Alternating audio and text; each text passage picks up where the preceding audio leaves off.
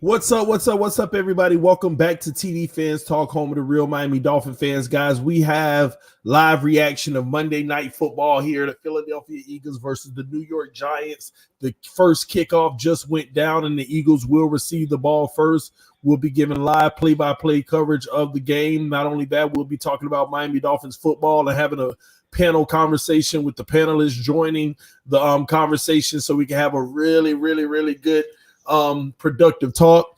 But we'll dive right in as the Eagles do a jet sweep on the very first play, and they get around the corner for 10 yards to start a first down. We're actually 8 yards, and we're going to give everybody time to come in the building. Tonight is going down. Let me make sure I drop the link. Shout out to Finsanity5, the first one in the building. Let me make sure I drop the link for you so you can join the conversation. All right, we good. All right, the link is dropped, ladies and gentlemen. Let's see here. Let me make sure I share the video on Twitter, Facebook, and all my social media platforms. But we are live. Carson Wentz in the shotgun, back to pass, fakes the handoff, goes to the outside, gets a quick first down. All right, we already got 12 in the building. Make sure you hit that like button on your way in, guys.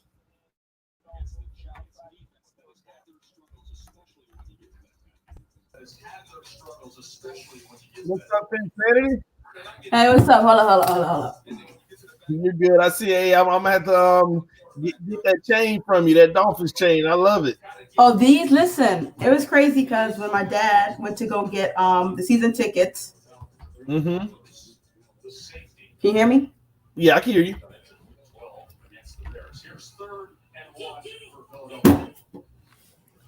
Yeah, I can hear you.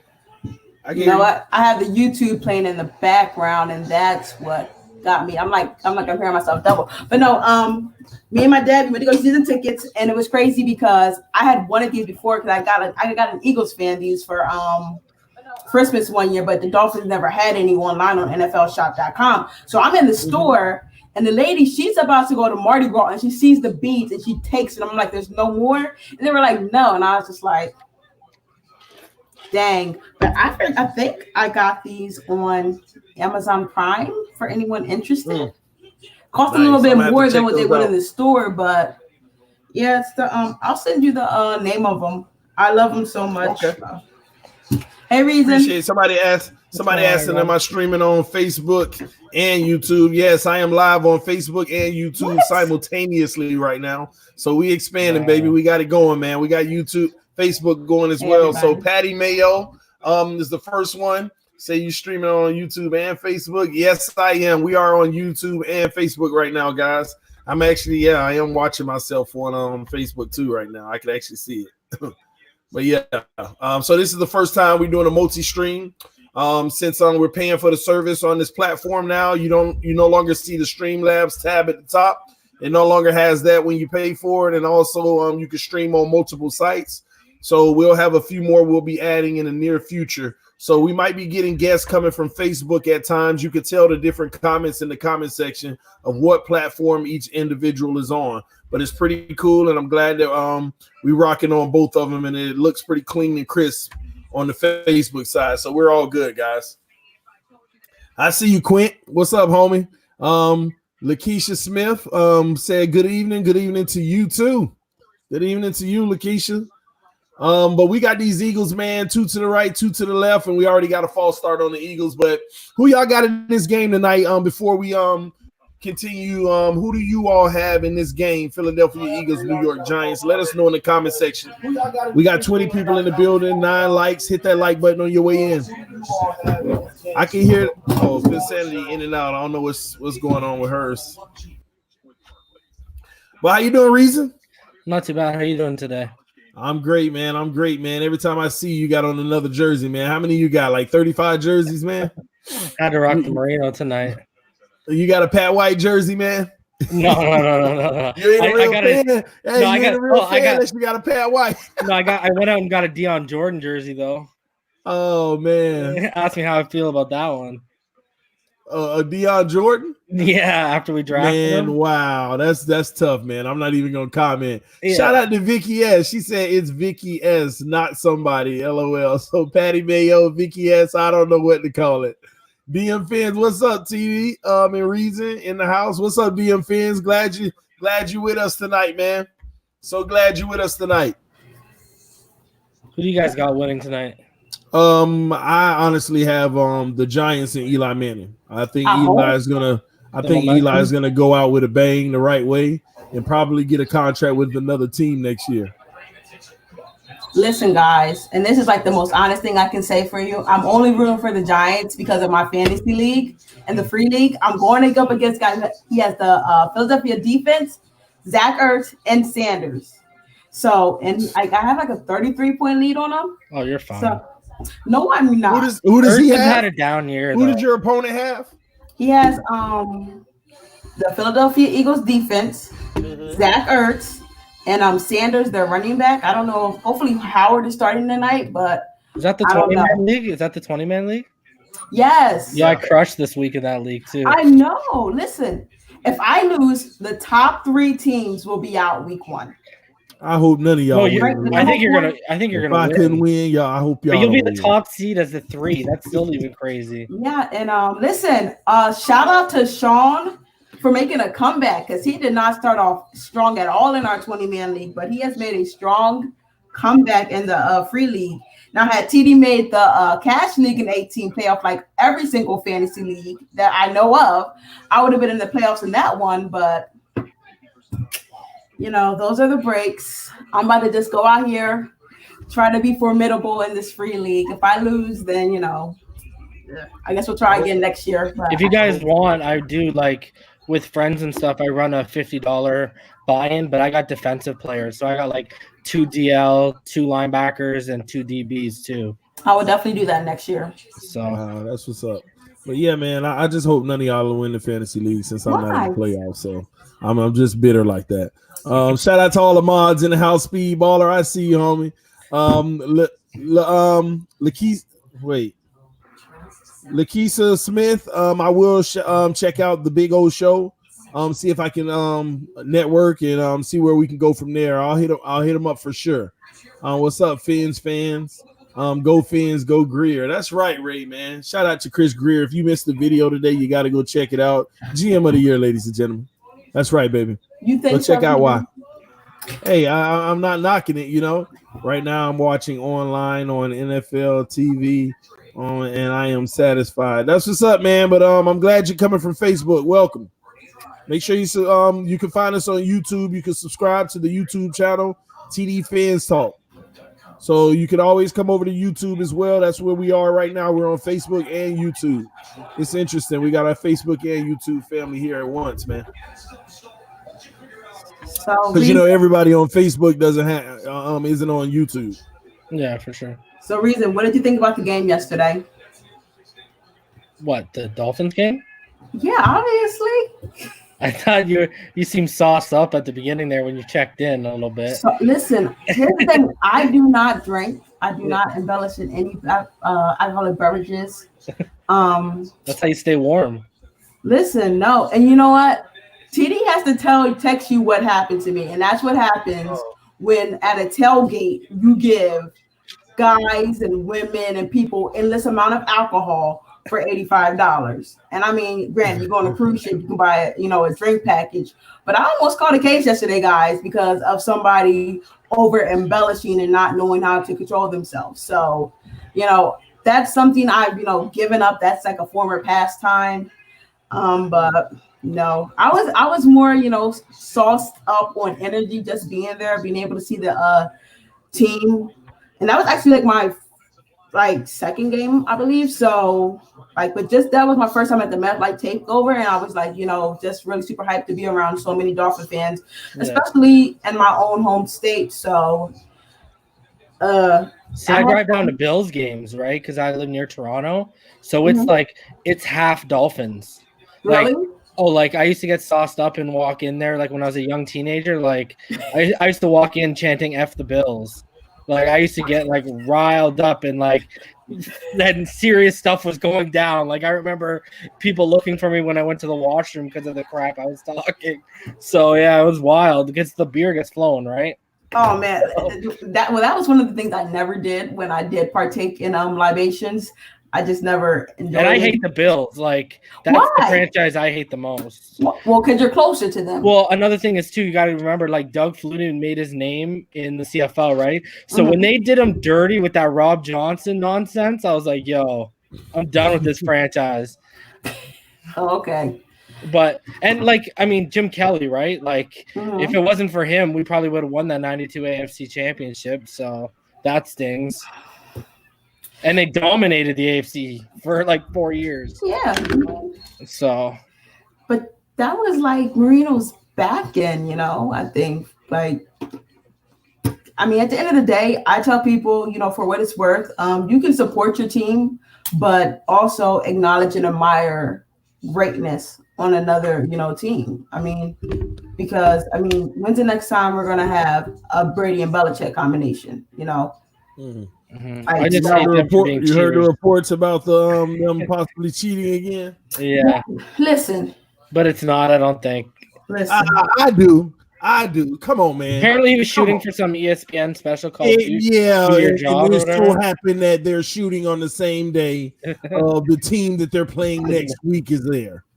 Do you really need game film on the Bengals though? Let's all be honest. The Patriots they want home field advantage. Yeah, if you need game tape on the Bengals, you got bigger worries than home field advantage right now. Patriots have been slipping, man. They want every advantage they can get. That's just too much of a. You know what though? Can I say this? Yo, you know what? They made Mahomes look mediocre. Did Mahomes blow you away? He is. So Belichick, yeah, I agree with that. But Belichick, you know what? Belichick's defense this year I give him props.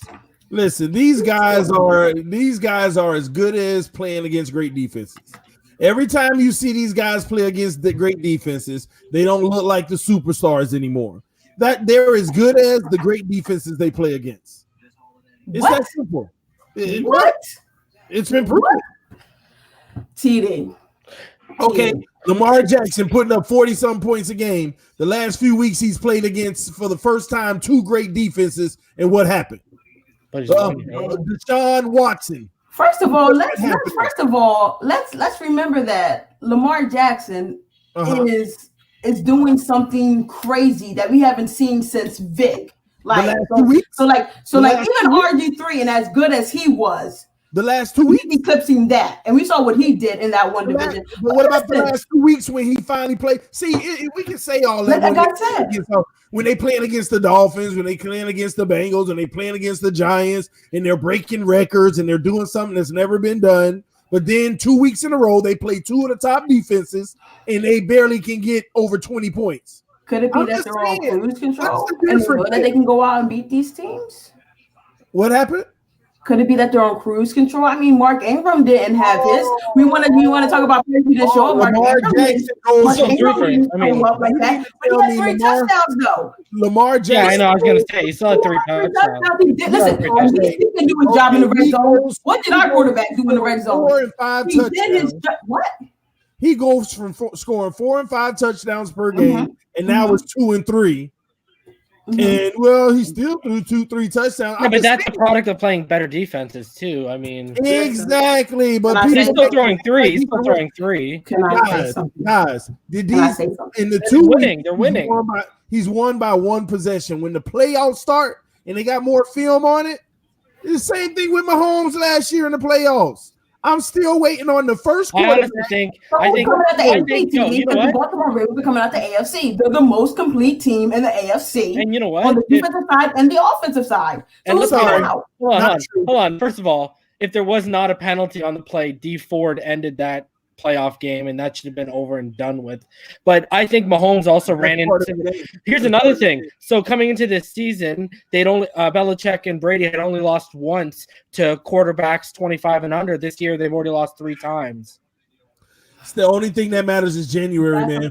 All this regular season stuff. The offense isn't moving it like that. They can't. If you can put 30 points and have a good defense, you're going to beat them. Bro, every year they find a reason to say the Patriots probably won't get it done. Every year.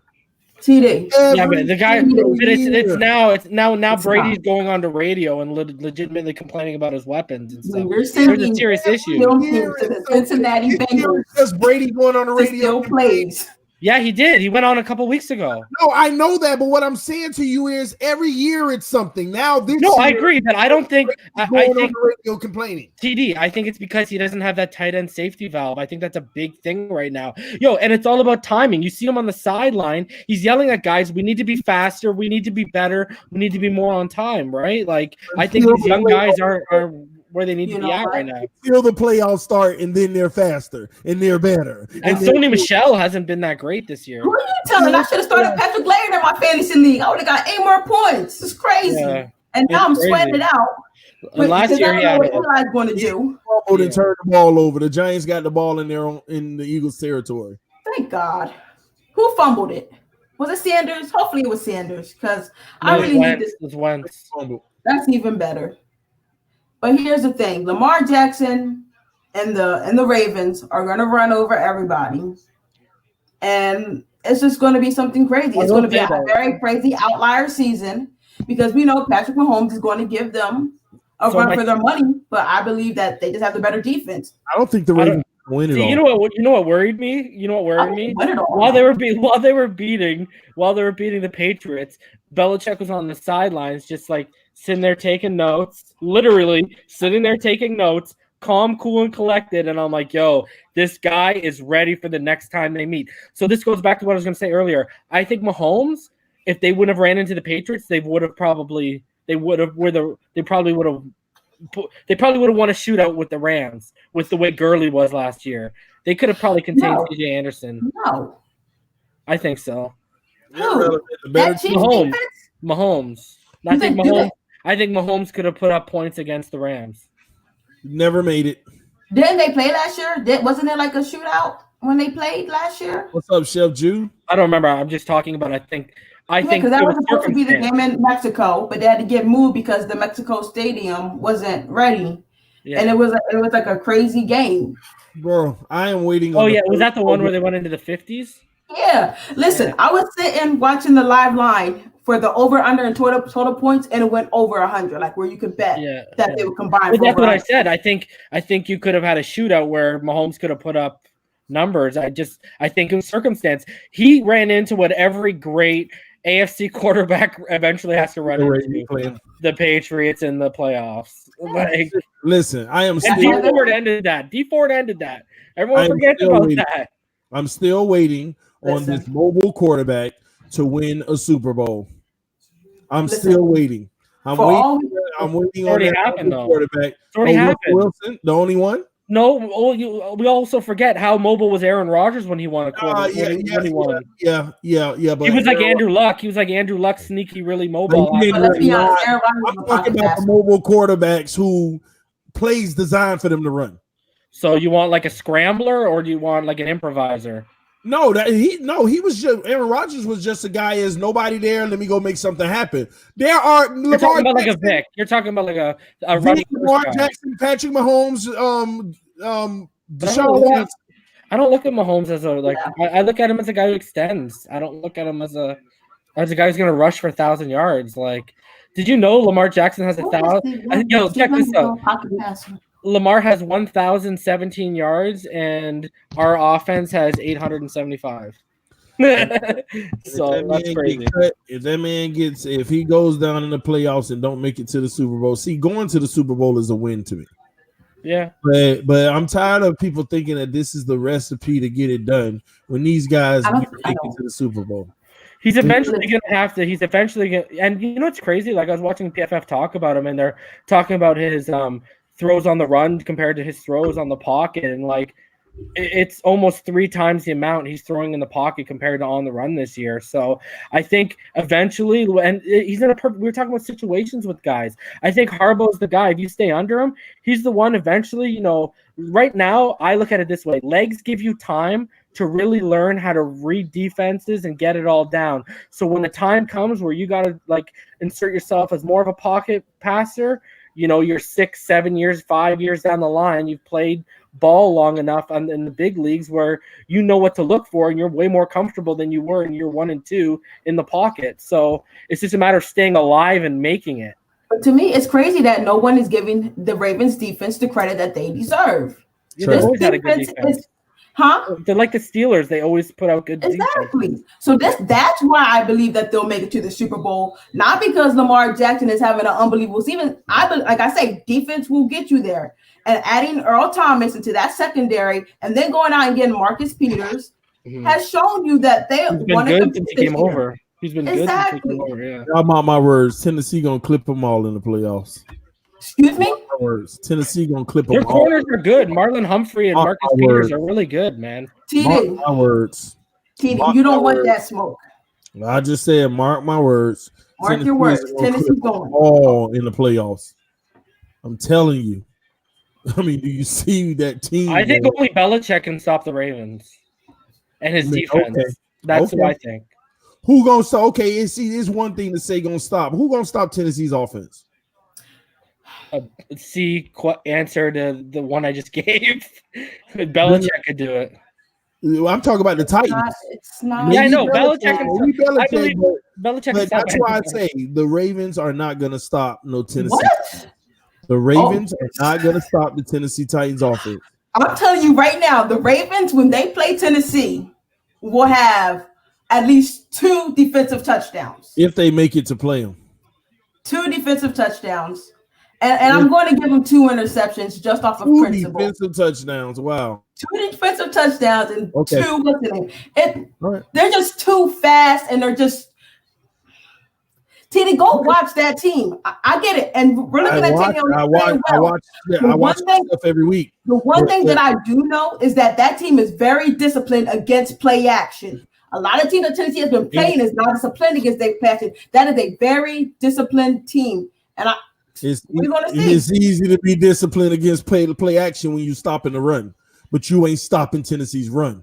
That's the difference. It's easy to be disciplined against play action when you can stop the run up front with the 4, but you ain't stopping Tennessee's run. What do you consider stopping the run with a guy like Derrick Henry? With 8 and they still breaking runs, literally. TD, what do you consider stopping the run when you have Derrick Henry? How many yards? What do you mean? I mean, you got to, in order to stop the run, you got to make sure you're allowing less than 3 yards per carry. 3 yards per carry. Less, but I'm saying Derrick Henry in his totality, how many yards would you say stopping him is? 85? Under 100? So if he gets under 100 yards against the Ravens, that's considered. That's a good game for the Ravens because it's going to be high scoring. He won't touch 100. I can guarantee you he's going to get over 100. He won't touch it. But listen, Vincent, if that man don't get over 100 yards, that means the play action is working. That's the point. If he don't get over 100 yards, that means the play action is working. Because in order to stop Derrick Henry, well, last week, even though he went off last week, you see who they had to rely on in that third quarter when Oakland decided to load the box, and that's why Tannehill started sticking them. Cheating.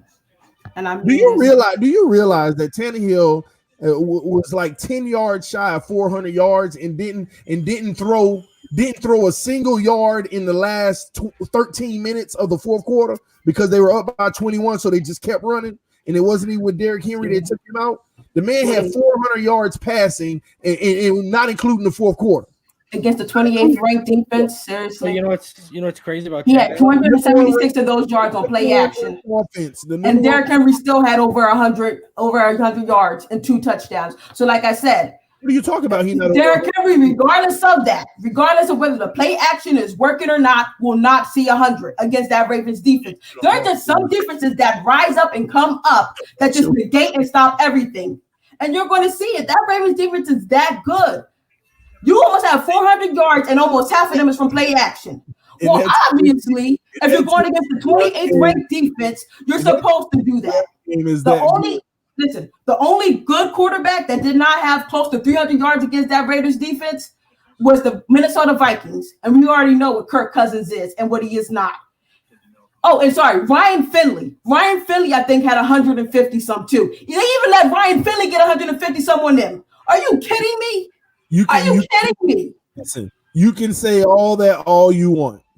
The Ravens, that's what, let me put it like this. That would be the best game that I probably would see this season, the Ravens versus the Titans right now.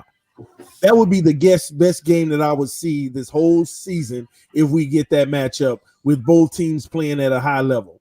But I am telling you, the Tennessee Titans have every facet of the game going for themselves. The only thing that they don't have going for themselves very well due to injury, which they might get some help back in about 2 weeks, is the secondary.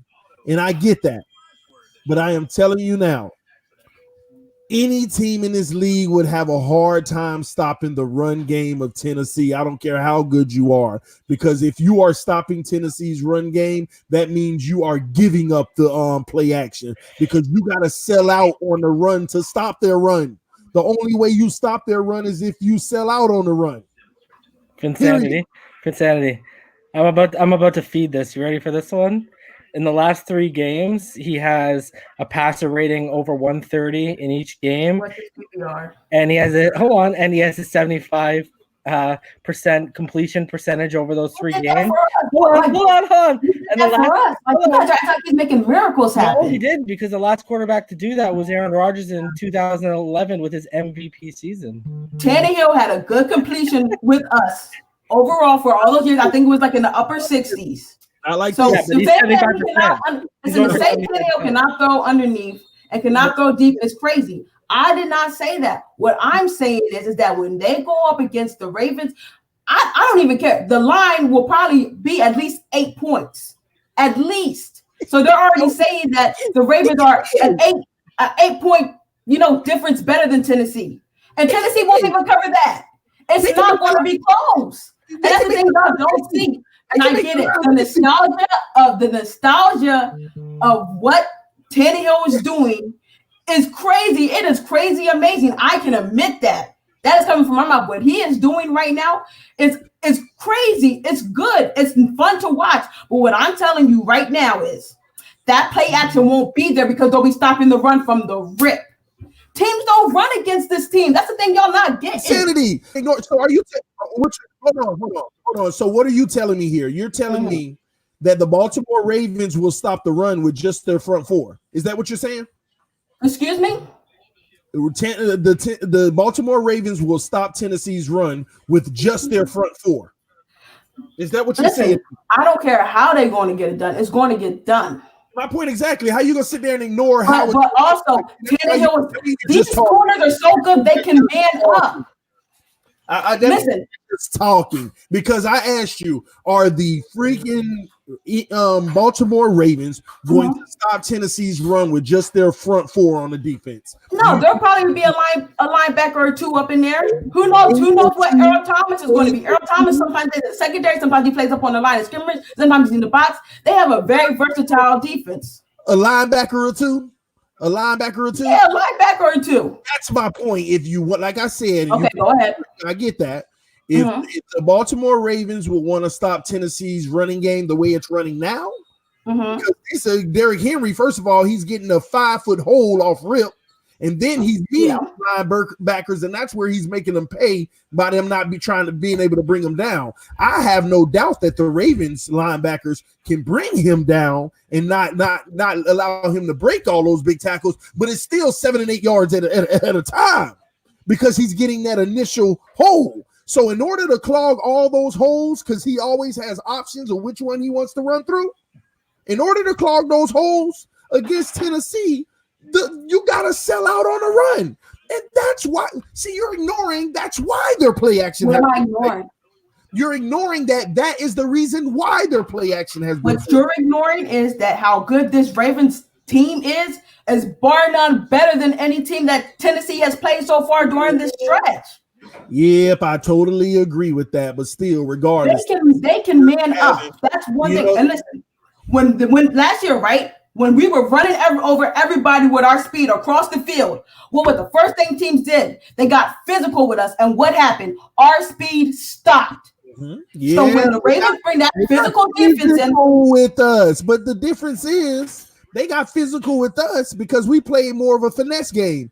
The freaking Titans don't play a finesse game. They're physical off the rip. So that you bring that now it's smash mouth.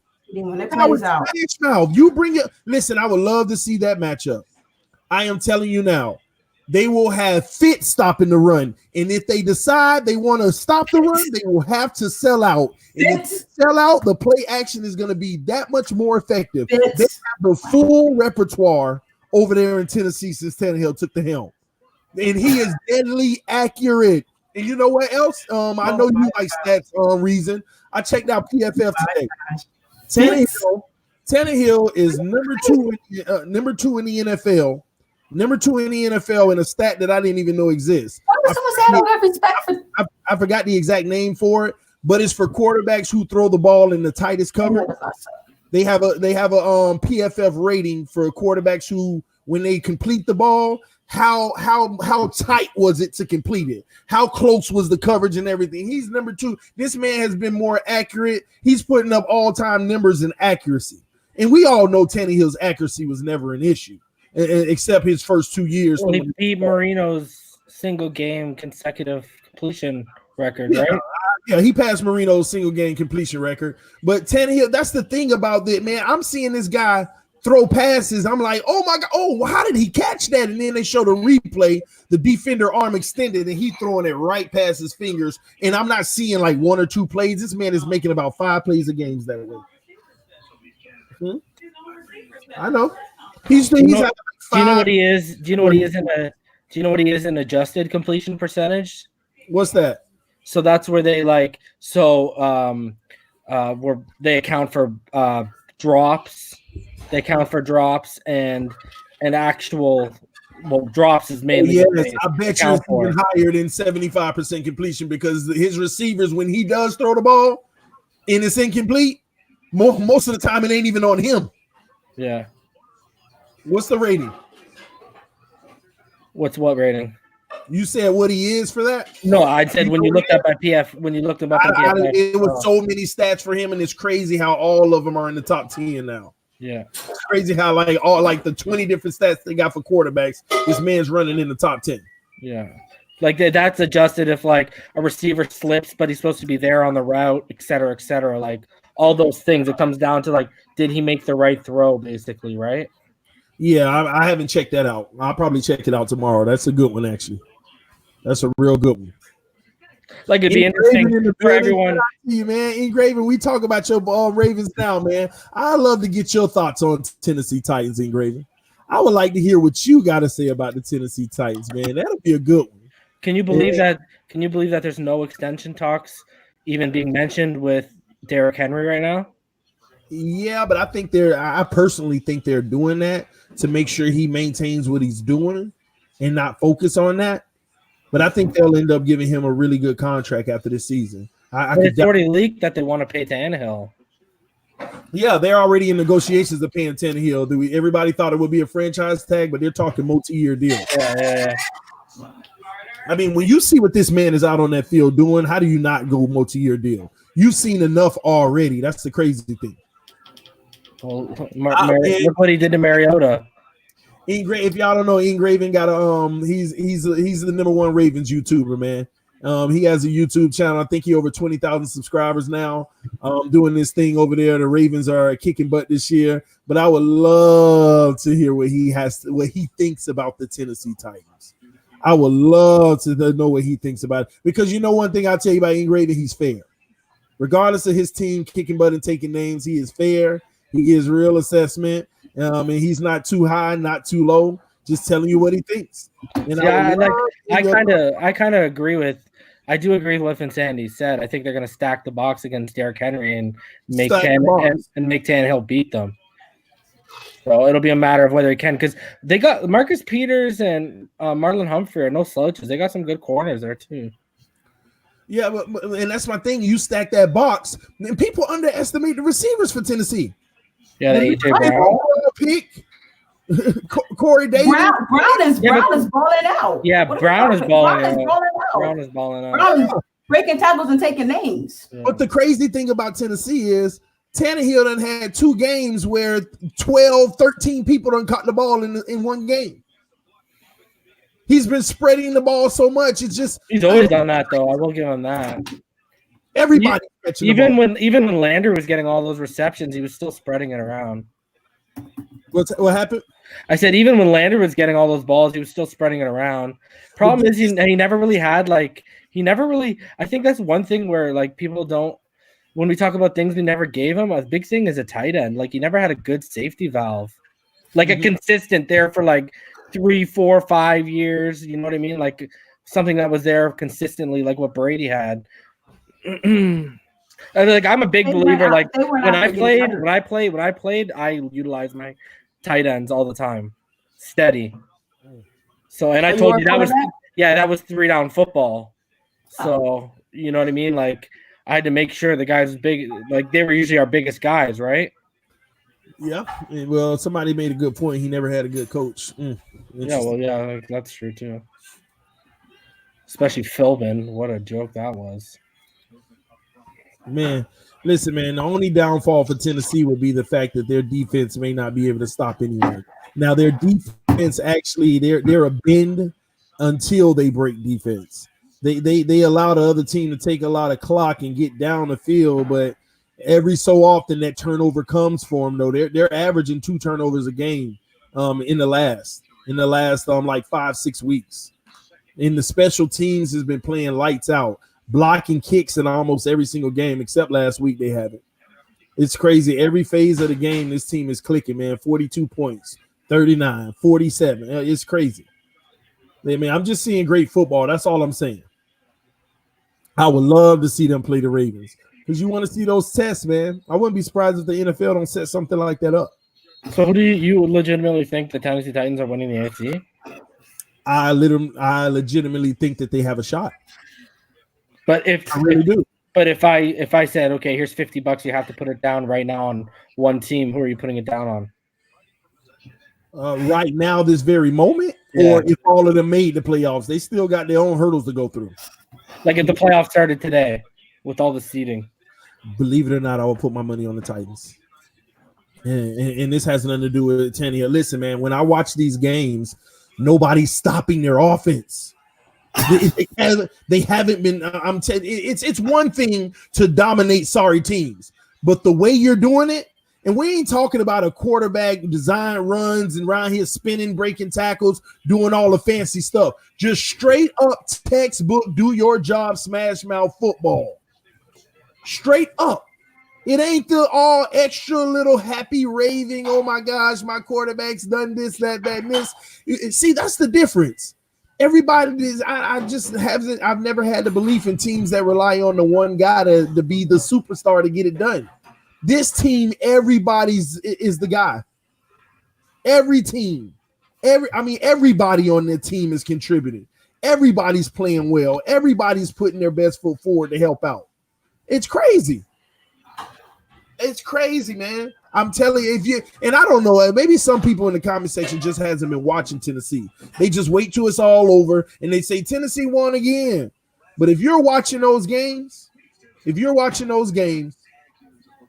nobody will want to see Tennessee in the playoffs. It's one thing to say we'll beat them, but you don't want to see them. That's a fact. That's a scary team right now. Beyond scary. Yeah, hey, you know what? You know what I'm glad about, though? Y'all got them same looks on y'all face that y'all had whenever I said Tannehill going to go to Tennessee and be something. You got the same look on your face when I said we were going to trade. You got the same look on your face when I said Drake was out of here. You got the same look on your face. First of all, I supported the Drake move from the beginning because I was behind Caleb Ballard. Now, I've seen those. TD, I already showed you the video proof of what I said about Tannehill way before he went on this run when he was on Tennessee. So don't bring that spew and all that little, side comment out your mouth towards me. Okay? It's been said. She's just a Tannehill hater. I did not hate him.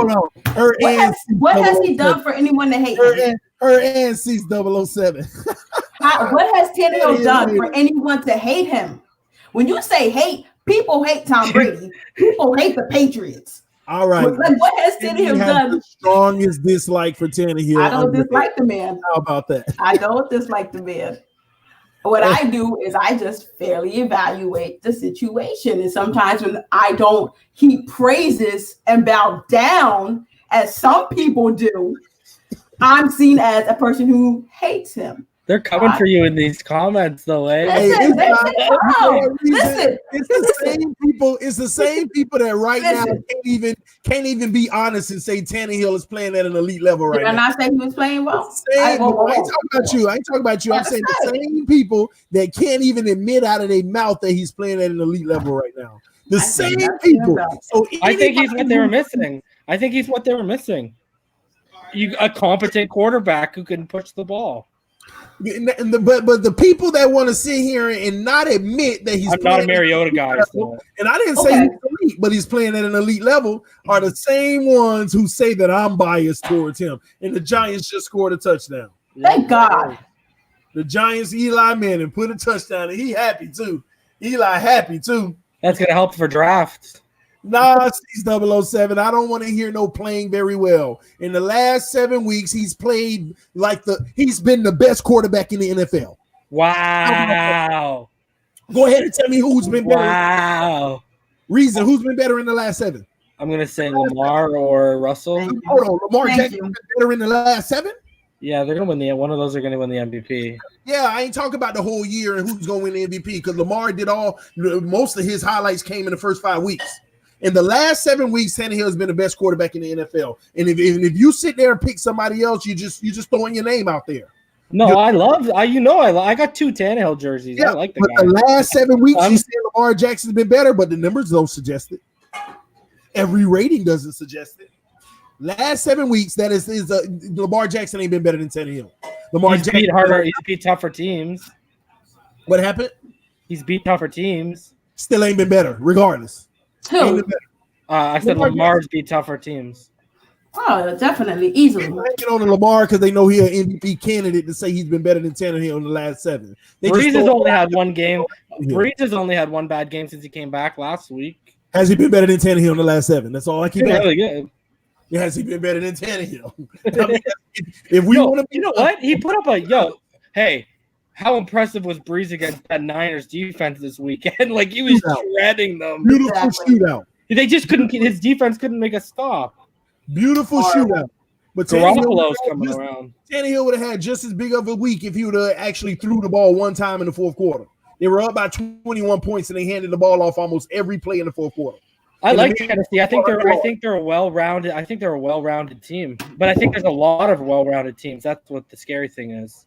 I don't see the Chiefs winning. I don't see that happening. What, winning the AFC? Yeah, I don't see it happening. Somebody said Fitz been better than Tannehill with no receivers. Listen, I think people count out the Chiefs. They still have a lot of weapons that they can utilize. I just don't like their defense. Yeah, that's what I say. It's just the defense. It's kind of like Oklahoma and LSU coming up. You know that LSU defense is going to make way more stops than Oklahoma's can ever do. What is that game? When are those games? When are the playoff games? Oh, they're in January. Oh, man, we got to wait so long, man. Yeah. When in January? It's the first week, right? Yes. I believe so, yeah. Wait, it's not. Wait. Yeah, isn't the national championship on like the 3rd or the 4th? Yeah, so that means the playoff game's supposed to be late December, right? Or mid-December.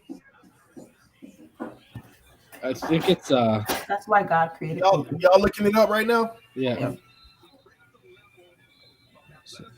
So the Bulls are the 20th weekend. And then but when is the playoff start? So it is Saturday, December 28th. Saturday, December 28th. But is that the week where the NFL has their first playoff games? That's the wild card week? No, isn't it that in January? Yeah. Well, we skip a whole week? What are y'all talking about? When's the last weekend of what's the name? Bengals game, and that's on the 23rd. The Bengals game is on the 22nd. The wild card is the week after that. The wild card is January 4th. Yeah, about to say. And Sunday. Hold on. Bengals is the last home game. Then we play the Patriots after that, the week after that. Hold on. So so there is a off week before the playoffs? No. Then our last game is the Bengals, right? No. We have the Giants, the Bengals, And then we have New England. The Patriots. Our last game is December 29th. 29. That's what I keep missing. Our last home game is the Bengals. Then, right? Mm-hmm.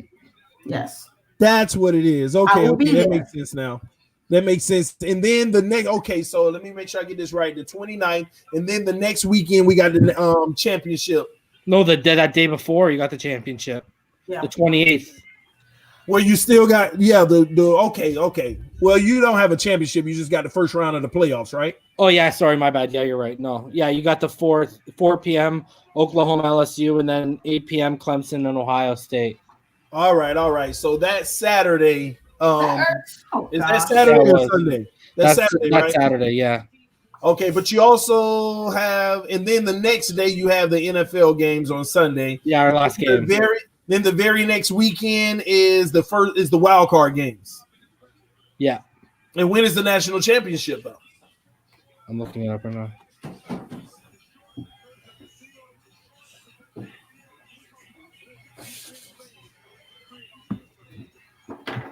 And that's fair for all y'all who say y'all respect Tannehill, love how he's playing now, but we'll see in the playoffs. That's fair. January 13th.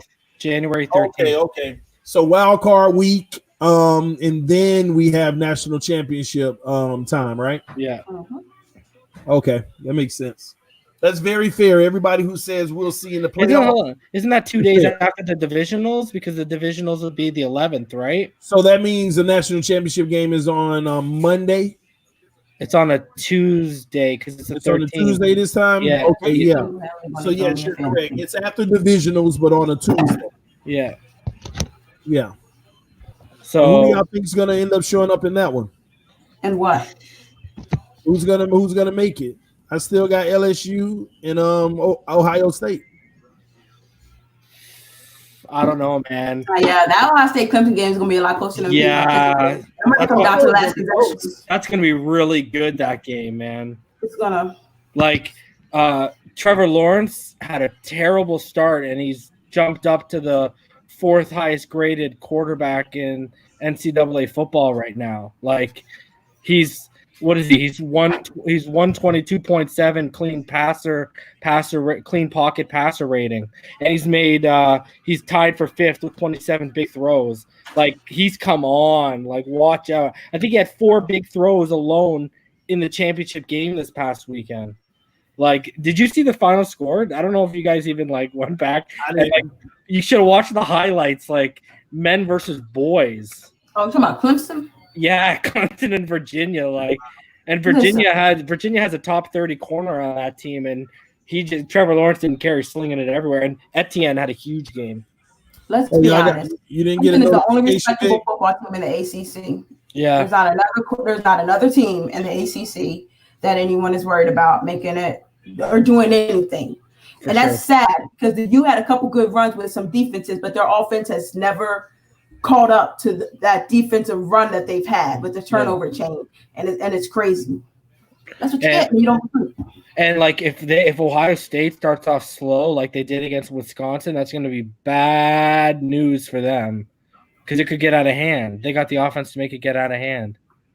Yeah, you did. I think T. Higgins had 177 yards receiving, something like that, something crazy. I don't think he gets that against Ohio State though. Yeah, I think it's gonna.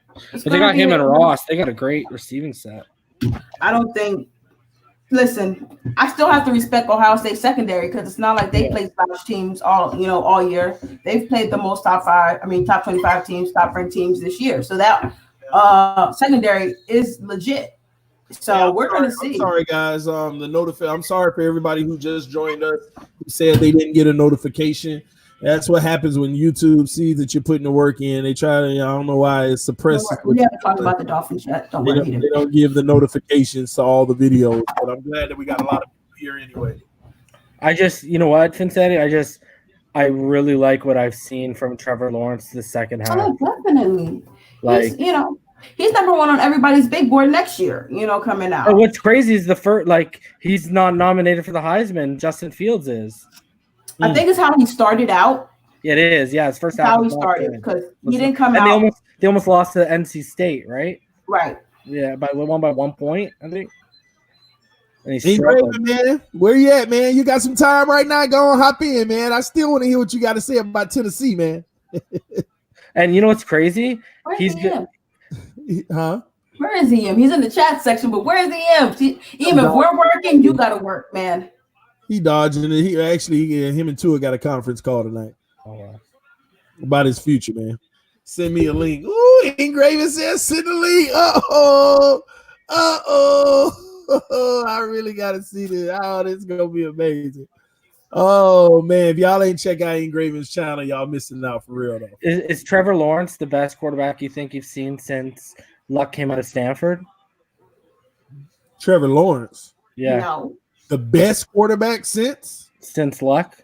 Oh, since you mean Luck? You to mean come out. That's going to be coming out in a draft. Oh, so Trevor Lawrence is better than Tua? That's what I'm thinking. Tua. No, I'm just wondering. For what Tua to do what he did in the SEC, to me, will always be better than what Trevor Lawrence does in that ACC. Because, like I said, that's a basketball conference, and we all know it. We know that. Oh, I was one of the guys in the comments always saying that Tua was the best we've seen since. I'm tripping. That was the stream link. Okay. But Trevor Lawrence, for what it is, he can throw that ball. I just dropped it. Very good. Dropped it. He is the truth, and I expect him to translate well. Eagles getting a field goal. Turn up.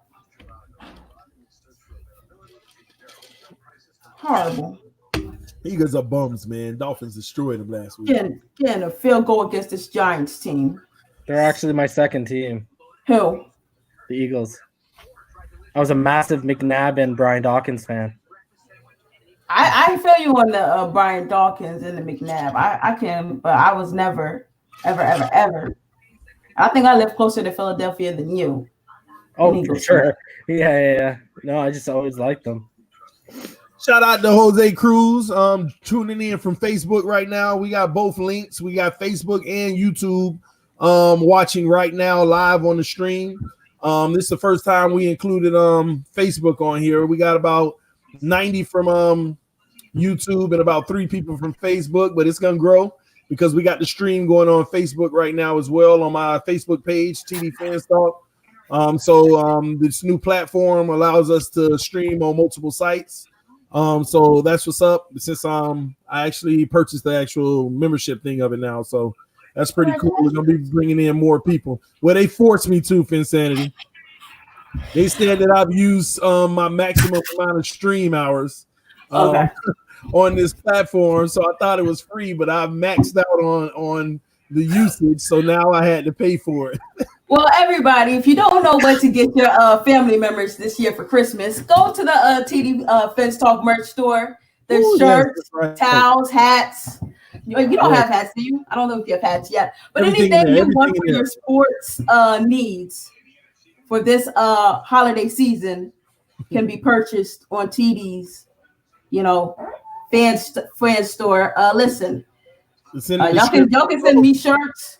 To all my fans, y'all can. Hey, Hillary, thank you for letting us borrow TD all the time. By the way, you are the GOAT for that. You are a true first lady because TD has been on here for more hours than I can even count. Because my parents would be like, "Hey, do you hear that?" Get off? And I'd be like, "Oh man, we went till like 1 o'clock." Yeah. And I'd be like, "So shout out to you, Miss Hill." He's saying to you right now. So shout out to you. But yeah, I accept shirts, hats. Hold on. Did you hear what she just said? Hey, girl. I don't even think she can hear me on the other side of the house. Ew. I accept shirts, hats. Oh, she says she's trying to. Oh, hold on, guys. We got a special guest backstage who's living on the highest of highs right now. And trust me when I tell you, he's living on the highest of highs. He's on a whole nother level with his team, being the best team in the NFL. I don't know how long though, but that's neither here nor there. Let's welcome in team. Keep it clean. Dad, don't start. What's going on, man? What's up, Reason? What's up, Insanity? TD Fans Talk. What's going on? Listen, I'm good, man. I'm showing so much respect to your team and your defense. I see you. Trust me, I see you. My fingers were hot in the comment section. I was getting hyped. At first, I almost thought you said Raiders for a second. At first, I thought you said Ravens. And I was like, you kept talking, and then I thought you said Raiders. Then I kind of calmed down a little bit. I was like, oh, okay. But then you kept talking, you say Ravens, and I said, okay, there we go. I could send you a Ravens shirt or a couple of them if you need. Listen, that would be nice because my sister is a diehard Ravens fan. I wouldn't wear them, but my sister, she is a diehard Ravens fan, so she would appreciate it. Oh, really? Yes, sir. Yes, sir. Okay. All right, that's what's up. Email me at 1585@gmail.com. Reason, what's up, man? How you doing? What's up with you, man? How everything been going on the channel, man? Hey, things is going good, man. Things going pretty good, man. Life is good. I know you noticed some changes coming, right? Say what? You noticed them changes coming tomorrow with YouTube changes. You ain't checked that out? Nah, I didn't even get an email or anything. Nobody has. Make sure you do your research on that question they keep asking you. Are these videos for children? Oh, okay. Yeah. I did that already. Yeah, but look at the reason. Go make sure you go understand the reason why, so you don't get hit with one of them $40,000 fines and stuff. Yeah. It's a lot of crazy stuff going on. But hey, man, talk to me, man. Have you been paying attention to the Tennessee Titans? Yeah, I gotta ask. If they stack the box against Derrick Henry, do you think Tannehill can beat your secondary? No, I don't. And I don't even say that just as a Ravens fan, but just I don't. Ravens, they have so much depth in this quality depth. Yep. It's not just a bunch of average corners there. It's Marcus Peters, it's Marlon Humphrey, it's Jimmy Smith. A lot of people don't really know about Jimmy Smith. You have to really, really know the Ravens to really know Jimmy Smith. And he one thing with him, he used to be one of the best corners in the league, but he's always hurt. That's his problem. Always hurt all the time. But Jimmy Smith, he's one of the better corners in the league, and he's on a team where now he's like almost a third best corner. And that's a good problem to have. And then there's still Brandon Carr there too. And Brandon Carr, he hasn't been playing too much corner recently because they've been having to play a lot of safety. But then with Earl Thomas, he's still on the back end. They got Chuck Clark. I know a lot of people outside of Ravens fans wouldn't know who Chuck Clark is, but he had I know Ravens early on in the season, through the first 4 weeks. First, they had Patrick Onwuasu. He was calling the plays. Then they had Tony Jefferson calling the plays, and the defense was really sloppy the first 4 weeks. Even in the game against Miami, I know it was a blowout or whatever, but the defense still was sloppy in that game. They were still letting some receivers run wide open. I think the touchdown that Albert Wilson got in the back of the end zone, he was wide open. There wasn't nobody covering him. But after those first 4 games, Tony Jefferson got hurt, and then Chuck Clark had to be the man to call the plays. So once he's called the plays, the defense has completely tightened up, and they've been like a completely new team on defense. But with Tannehill, I see what he's doing. I think the best word to describe Tannehill is efficient. It's efficient because, I mean, you're looking at his numbers and stuff like the last game, 21 for 27, 17 for 22, 14, 18. He's only missing like 4 or 5 passes a game. He's not throwing so many passes because he doesn't have to because of Derrick Henry. And it reminds me, and I know you said that Tannehill has been the best quarterback the last 7 games. I said Lamar. It reminds me of Lamar Jackson's numbers, because if you would just look, but Tannehill been getting some more yards now, but if you would just look at the stat sheet and you would just look at 21 for 27, 17, 22, 14 for 18, 13 for 19, you're like, man, he ain't really doing that much. And that's similar to how Lamar Jackson's been too. But with those few amount of completions that they've been getting, they still been producing numbers. They still been being super efficient with the scoring. Like 21 completions and 3 touchdowns, 17 completions, 2 touchdowns, 14 completions and 2 touchdowns. No, like yesterday, Lamar had 16 completions. He threw 3 touchdowns. And he only had 145 yards, right? Yeah, exactly. Those 2 touchdowns were 4 touchdowns. It's just 2 of them were rushing from Tannehill. The game against Oakland? The game before. Oh, the game before. Yeah. Okay. No, I'm just looking at his passing numbers. I ain't even looking at his rushing numbers. Yeah, for just 2 more for rushing touchdowns. He done put in like 4 rushing touchdowns in that time frame. That's not good. He's been watching that Lamar film, then. That's cool. I see him. Smart. I like that. Hey, whatever it takes, because Lamar Jackson, if you ask me, that's the reason why Josh Allen is taking off now, because I'm pretty sure the coach is like, you got the arm. Look at what this guy's doing over there. Add that little bit of element in. And Buffalo has, as soon as he start running the ball, just 50% more, they've taken off. Josh Allen ran the ball last year, though, too, though. So to say he ran the ball a lot. Lamar is not a fair assessment. This is different. I'm talking about whenever they were okay, Buffalo. As of late, he's been carrying the team. See, Buffalo's defense in so much for most of the year has been a huge part of why they are where they are. But as of the last 5 weeks, Josh Allen has been that guy. And a lot of it has to do with him extending plays with his feet. He kind of went away from that, but now he's gotten back to it. And I think it has a lot to do with, hey, let me get back to that because that's what's actually helping the Ravens get over the top as well. Just that added pressure on defenses by adding this element of the game. But to say Tannehill's looking at that, okay. See, the thing with Buffalo, it kind of reminds me of how I feel about the Titans, and also how I felt about the Patriots. I know the Ravens aren't scheduled to play the Titans as of right now. You never know what could happen, of course, with the playoffs. Yeah. But it's the same way that I felt about the Patriots and the same way that I felt about the Bills. Beautiful records. Beautiful records. Nice. But the quality of the opponents. Mm-hmm. And you really can't overlook that.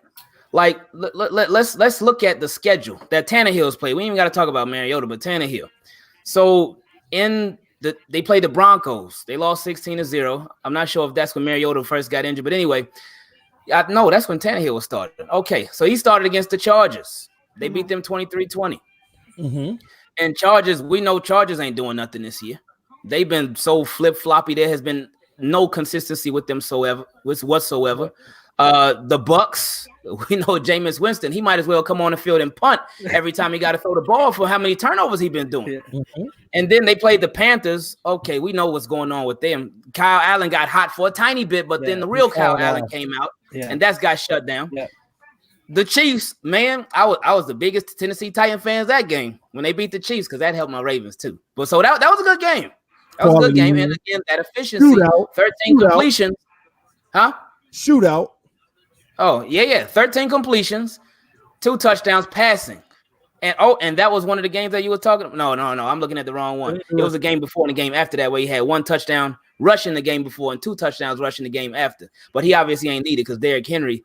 Yeah. Anyway, Jacksonville Jaguars. And this is what I'm talking about right here. Besides the Chiefs, Jacksonville Jaguars, they blew them out 42-20. Nick Foles, disaster. Say that again? I said Nick Foles has been a disaster, so that's a no contest. Yeah. It's been ugly over there. Yeah. The Colts, they beat them 31-17. That is a division game. So I give them that because division games are a little bit different than outside the division because these are teams that know you. These are teams that play you twice a year, sometimes even 3 times a year, depending on how the playoffs work out. But then they play the Raiders. Raiders are also a team that just the inconsistencies are crazy with them. This is the same team that lost to the Jets. I know it's a little bit questionable, but this is the same team that lost to the Jets. So with them beating the Raiders, that doesn't really let me know anything. So while I do respect what the Titans are doing, especially in that run game with Derrick Henry, man, he's a monster. I respect what they're doing, but I can't respect it because of the quality of what their opponents are. You're not totally sold. Let me give you one element that isn't being talked about in that whenever you talk about quality of opponent. Mm-hmm. They're able to do that with the 31st ranked defense. Tennessee got the 31st ranked defense? Pass defense. Excuse me. Let me be clear. Oh, pass defense. 31st ranked pass defense. So I can understand you're not sold because of quality of player, but this is still a team that's going in with the 31st ranked pass defense in the NFL. Not only that, when you look at those games, they've been impressive wins, though. They're not only just beating the teams that they should beat, they're putting it down their throat. Yeah, and that's what you got to do in the NFL. So I can't blame them for their schedule because they don't pick their schedule. They just got to play to whatever team's in front of them. Just like if a team was to play a quarterback that got injured, that's not their fault that the opposing quarterback got injured. They still got to play that same team. It ain't like they could be like, oh, you know what? Let's put the game on pause. We'll come back another week and play this. No, you got to play the team that's in front of you. So with that being said, they have been taking care of business. They've been taking care of business in a major way. But yeah, like you said, Reason, I'm just not fully sold on them. Now, I know you said they got the 31st ranked pass defense. Do you know what they're ranked as far as turnovers? I just looked and it said 7th. Turnovers force. Now you're right there. They're one of the top teams. What's up? What's man, up? my son came to say what's up real quick, man. What's up, little man? Hi. Hi. That's what's up, man. Go ahead. He knows football too, man. I'm teaching him, man. I didn't. That's what's up for sure. Really, that's what's up. I didn't check it out, but I will tell you this: they've been taking the ball away at least twice every week. At least for the last 7 weeks, where I've been really paying attention. Every game, at least 2 turnovers that they've taken the ball away. They are causing turnovers. Not only that, they've been blocking kicks, blocking punts. One game they had 2 field goal blocks. The week before they had a field goal block. The week after the 2 that they blocked, they had a field goal block. They've been clicking on all cylinders, all 3 phases of the game. So as far as defense, they are, even though they have a bad secondary. That's right. And that's only because of their injuries. They're missing both of their starters in the secondary, 2 major starters. Okay. But so they're still getting takeaways, causing fumbles, picking the ball off. Mm-hmm. So they've been an opportunistic defense then. And maybe it could be one of those things where the numbers don't tell the entire story, because numbers don't ever tell the entire story. True. They just tell a little piece of it. True. So they could be one of those defenses where they are super bend but don't break. That's what that's what it seems like. If they got the 31st ranked pass defense, then they super bend but don't break.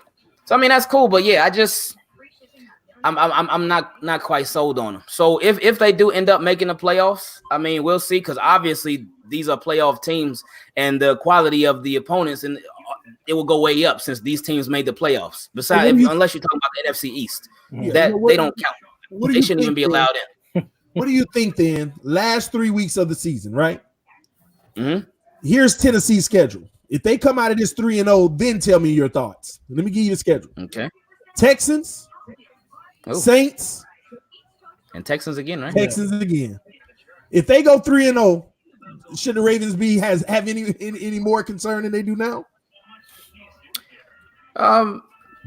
Texans is another one who I don't even know what to think about the Texans, man, because one day they can be hot, the other day they can be ice cold. Like Texans came to Baltimore, they got absolutely destroyed. Then they go beat the Patriots, then they get destroyed by the Broncos. So it's like what's going on? The lack of consistency. But Texans, I mean, overall they're a respectable team overall, but that's a little shaky. But Saints would be a big win. That would be a big win. Yeah, I think so too, and especially against the Saints too. If they could take care of business against the Texans and the Saints and the Texans again, like Texans enough is a challenge for them, enough as it is, because again, like we talked about earlier, that's a division game, so they're familiar with you. But one thing that the Texans aren't familiar with is Tannehill. They're familiar with Mariota. They know Mariota, but they don't know Tannehill like that. They haven't went against Tannehill like that. They may have film on stuff and whatnot, but it's different when you actually get there. Like what a lot of teams do with Lamar Jackson, but we ain't got to talk about him right now. We can talk about Lamar later. But now in Raven, yes. Now everything you said, right? I kind of basically said the exact same thing, but you see the difference in responses, correct? From when I said it. No. I'm going to call it out when I see it. Ain't not a single hateful message in the chat section. I ain't hear TV or Region try to negate anything I said. So I just want to know, what is it about me that y'all don't like? What is it about that y'all hate? That's what I want to know. You've been showing your hate for Tannehill, so I had to get somebody with an unbiased opinion. So now could you say that I don't hate the man? Now that he done said exactly the exact same thing, and can everybody in the comment section admit that since I was just trying to do an evaluation and that y'all didn't like what I said and how I said it, that's why. You're not gonna do me and treat me like you treated him, okay? How did that happen? Hey, give me 1 second, man. But here's the thing, and this is what I absolutely love. I can say something and it's spewed out as hate. Someone else can say something and it can be spewed out as an analysis. Ain't God good? Ain't it crazy how things just like that? Y'all were so quiet and so still. It was just so calm. That's why I was just sitting here listening like, I'm waiting for Reason to say something. I'm waiting for TD to be like, well, Tannehill is this, and he's had the best passer rating and all that. I ain't hear nothing about a passer rating. I ain't hear nothing about yards. I ain't hear no. I agreed with you when it came to the Ravens. I said Derrick Henry. I said Derrick Henry. You on here every day because I feel like you my safety blanket. You know, Key and Peele, how they have Obama and then the angry Obama impersonator. That's how we got to do it because this right here is beyond me. It's unfathomable. Tannehill about to win the Super Bowl, and y'all gonna be shaking y'all head. How did it happen? Whoa, chill. Thank you, Dominic.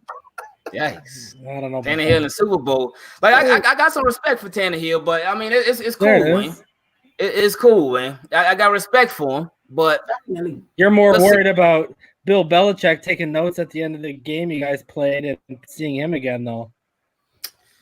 I like for that. You talking the with the Ravens and Patriots game? Yeah, because that's what a lot of people are thinking it's going to come down to, right? That's all everybody talking about. Bill Belichick at the Ravens game like this. Yeah, okay. That is a lot. So many people just did not want to give Ravens credit for that win.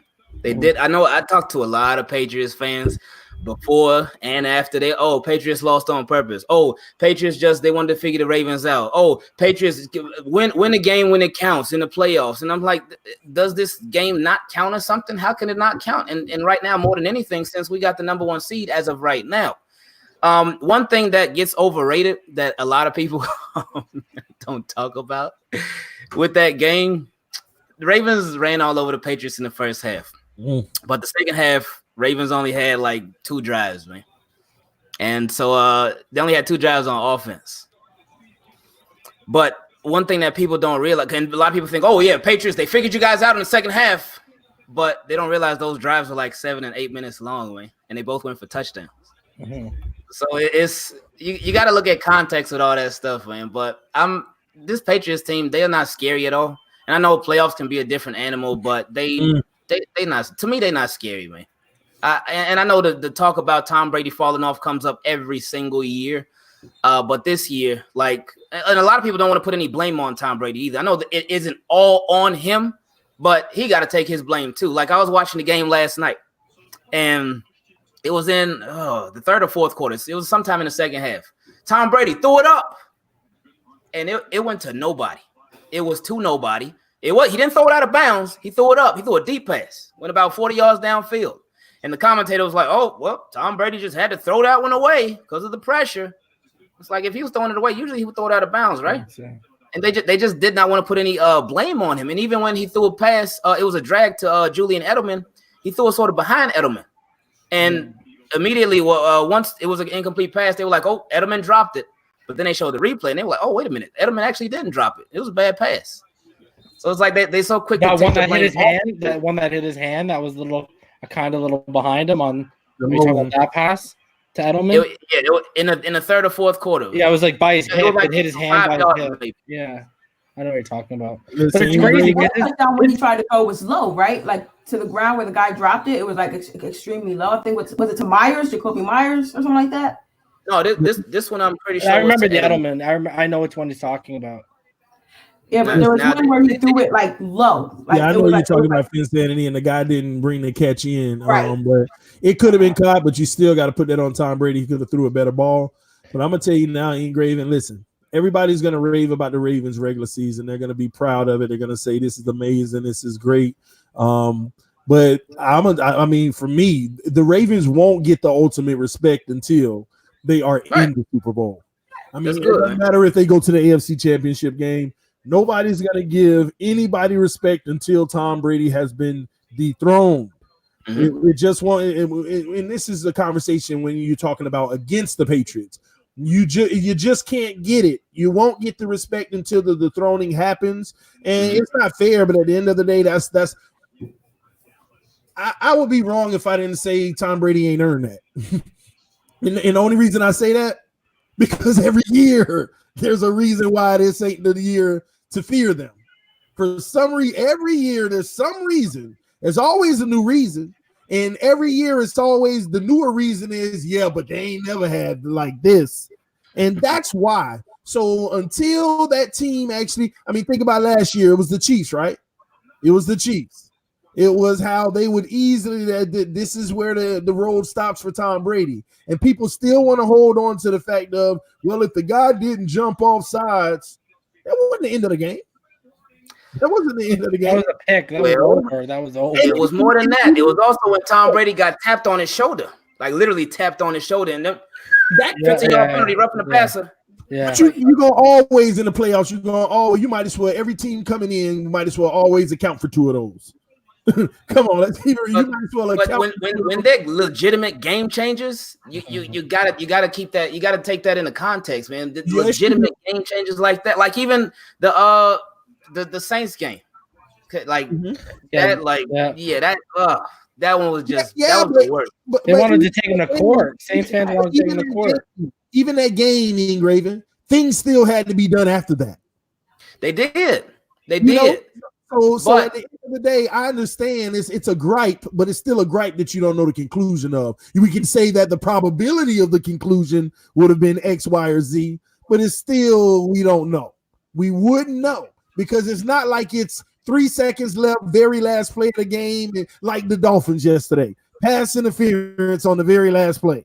Game would have been heard about that. I didn't see it yet. Pass interference. And no. I heard it was really bad, man. No, what was bad about it, they didn't call pass interference. Right. And they did a booth review, and all of a sudden it was pass interference. And if you would have saw it, it was bang, bang. And the league came out with a statement a few weeks ago, said that the reason why pass interference calls aren't being overturned, even though it is pass interference, is because the only way we're going to overturn it, even if it's technically pass interference, is if it's egregious and straight up obvious, not the bang bangs. The bang bangs where it's pass interference, but it's a bang bang. We don't overturn. They did that to us. Right. I think it's because he didn't. I think it's because he didn't turn back. But when I saw the replay, I was like, they're going to call that. I knew they're going to, because if you notice, the past couple of weeks, there's been an uptick in the overturns because they're starting to like right it a little bit. So as soon as I saw him wrap around the shoulder, I'm like, they're going to call that. And according to them, but it was a bang bang. According to them, it was a bang bang. But when you showed the replay, they haven't changed the way the calls go based off of us getting tightening up on it. They just said the numbers have just been changing lately because they've seen it another way. But it's all crap, man. It's crazy. You don't blow coverage, and you know that they have to get the ball down the field. That blown coverage where I think it was Anderson who caught the ball to get them on the other side of the 50, that play right there, if you stop that, you're talking about something different. There were so many plays, and that last 2 minutes being there, that last drive, it was just like, you felt like it was the vintage Miami Dolphins out there. And it was just like, and I told TD, I was like, for some odd reason, so far the refs haven't cost us a game, and we were due for one where the ref just cost us a game. I mean, how do you go out your way to look at pass interference? Like, the flow of the game is still going. I get it. They're protesting and, they're calling for it, but did you not find the irony in Van Ginkel, ball games boy Van Ginkel, getting the sack to take him out of field goal range, and then EM's boy Needham putting them back in a position to win it? And that just couldn't get lost on me. Had Bobby McCain been on coverage during that play, he would have smiled him to drop the ball. This is the brightness of the smile. He would have dropped the ball. But no, listen. Quick question, Ingraven. Did you see the question on the screen? Oh, Turner the burner. How good is that running back from Ravens practice squad? DeLance Turner. He's nice, man. He's like, he just never got a shot. That's the only thing with him. He just never got a shot. And he didn't make the roster, not because he was a bad running back, simply because it's a numbers game. And you're not going to keep 4 running backs on this team. So yeah, that was it. Well, I thought y'all had 4 some opportunity with Dolphins yet? Say that again. I thought y'all got 4 running backs. Oh, I see what you're doing. I gotta actually see what you're doing. What's the status with Michael Pierce? Like, is he going to become a free agent? Yeah, I think he's going to go to the Jets. Jets take all old Ravens players. Oh, EM is vouching for him, is rallying for him in every panel we do. How has Gerald Willis been playing? He's a defensive lineman. Y'all picked him up y'all had him on your practice squad for a little while. He started with the Ravens this preseason. Oh no, I don't think so. I don't think he's been playing. Wait, was he? Hold on. I know we picked him up, but I don't know if we waived him the very next week. Is he still on our practice squad? I know he got promoted a couple weeks ago to the active roster from the practice squad. But yeah, I don't know now, man. No, he hasn't. He hasn't. But yeah, I was talking to too much talent over here, baby. Too much talent over here. Yeah. I was talking to a Bills fan earlier today, and we were just talking about the different quarterbacks from the draft last year. And I was talking to him about their division. Like I feel like Bills are not a bad team, but I don't feel like Bills are a good team. Yeah. But I said maybe y'all can be a team that can actually compete with the Patriots in the future. And we'll see what happens with Tom Brady next year, because that's going to be the biggest story of the offseason. But I also told him, like, hey, man, the Dolphins, like, y'all Dolphins are in really good shape. And we talked about this before, TD. But, like, and especially I think this season has been a very good indicator, especially recently, about how they feel about their coach. Because, you know, if your team is 0-something, 0-6, 0-7, that coach can completely lose a locker room. Mm-hmm. He can lose it. It can be a wrap, done, finito, over, finished, whatever. But the fact that Brian Flores had, I know they only won, 2 games, I believe. But and he had them fighting, especially 3 yesterday. games, man. Don't be cutting us short. What do you say?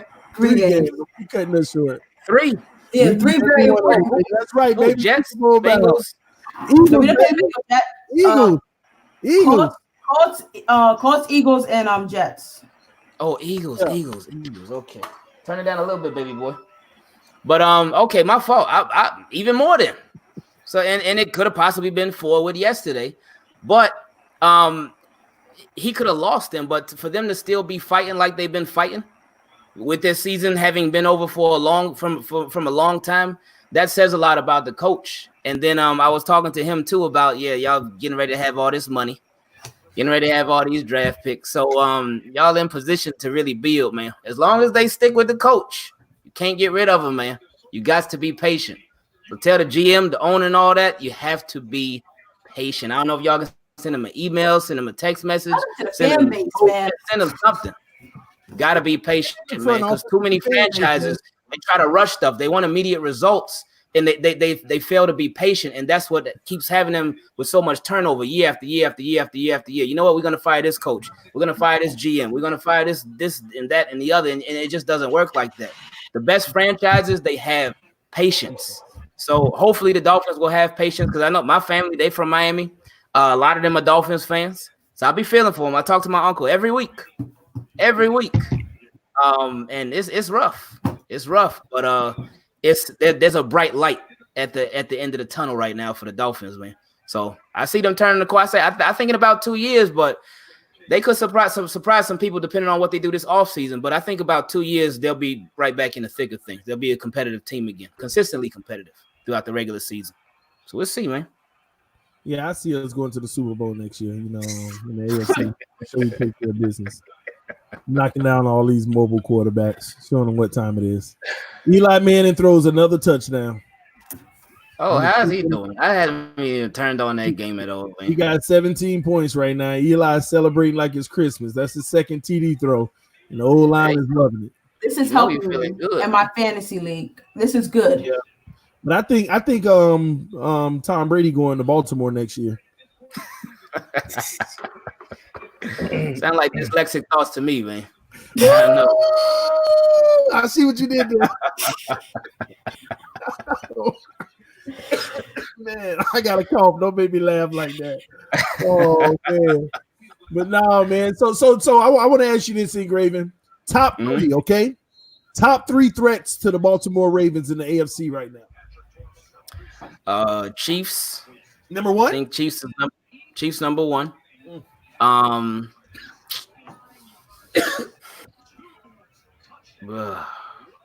guess Patriots. And you ain't got to put Miami in this time. We'll pass. And possibly Steelers because of the familiarity with the team. Bro, they may not even make the playoffs.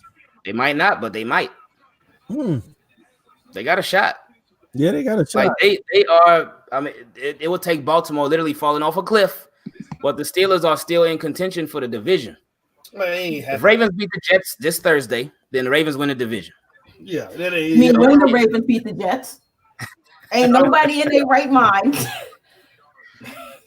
See, I don't want it to be one of them things. Say it again. When the Ravens beat the Jets, listen, you see what we did to the Jets. We were still in it. Like they got to come to y'all, correct?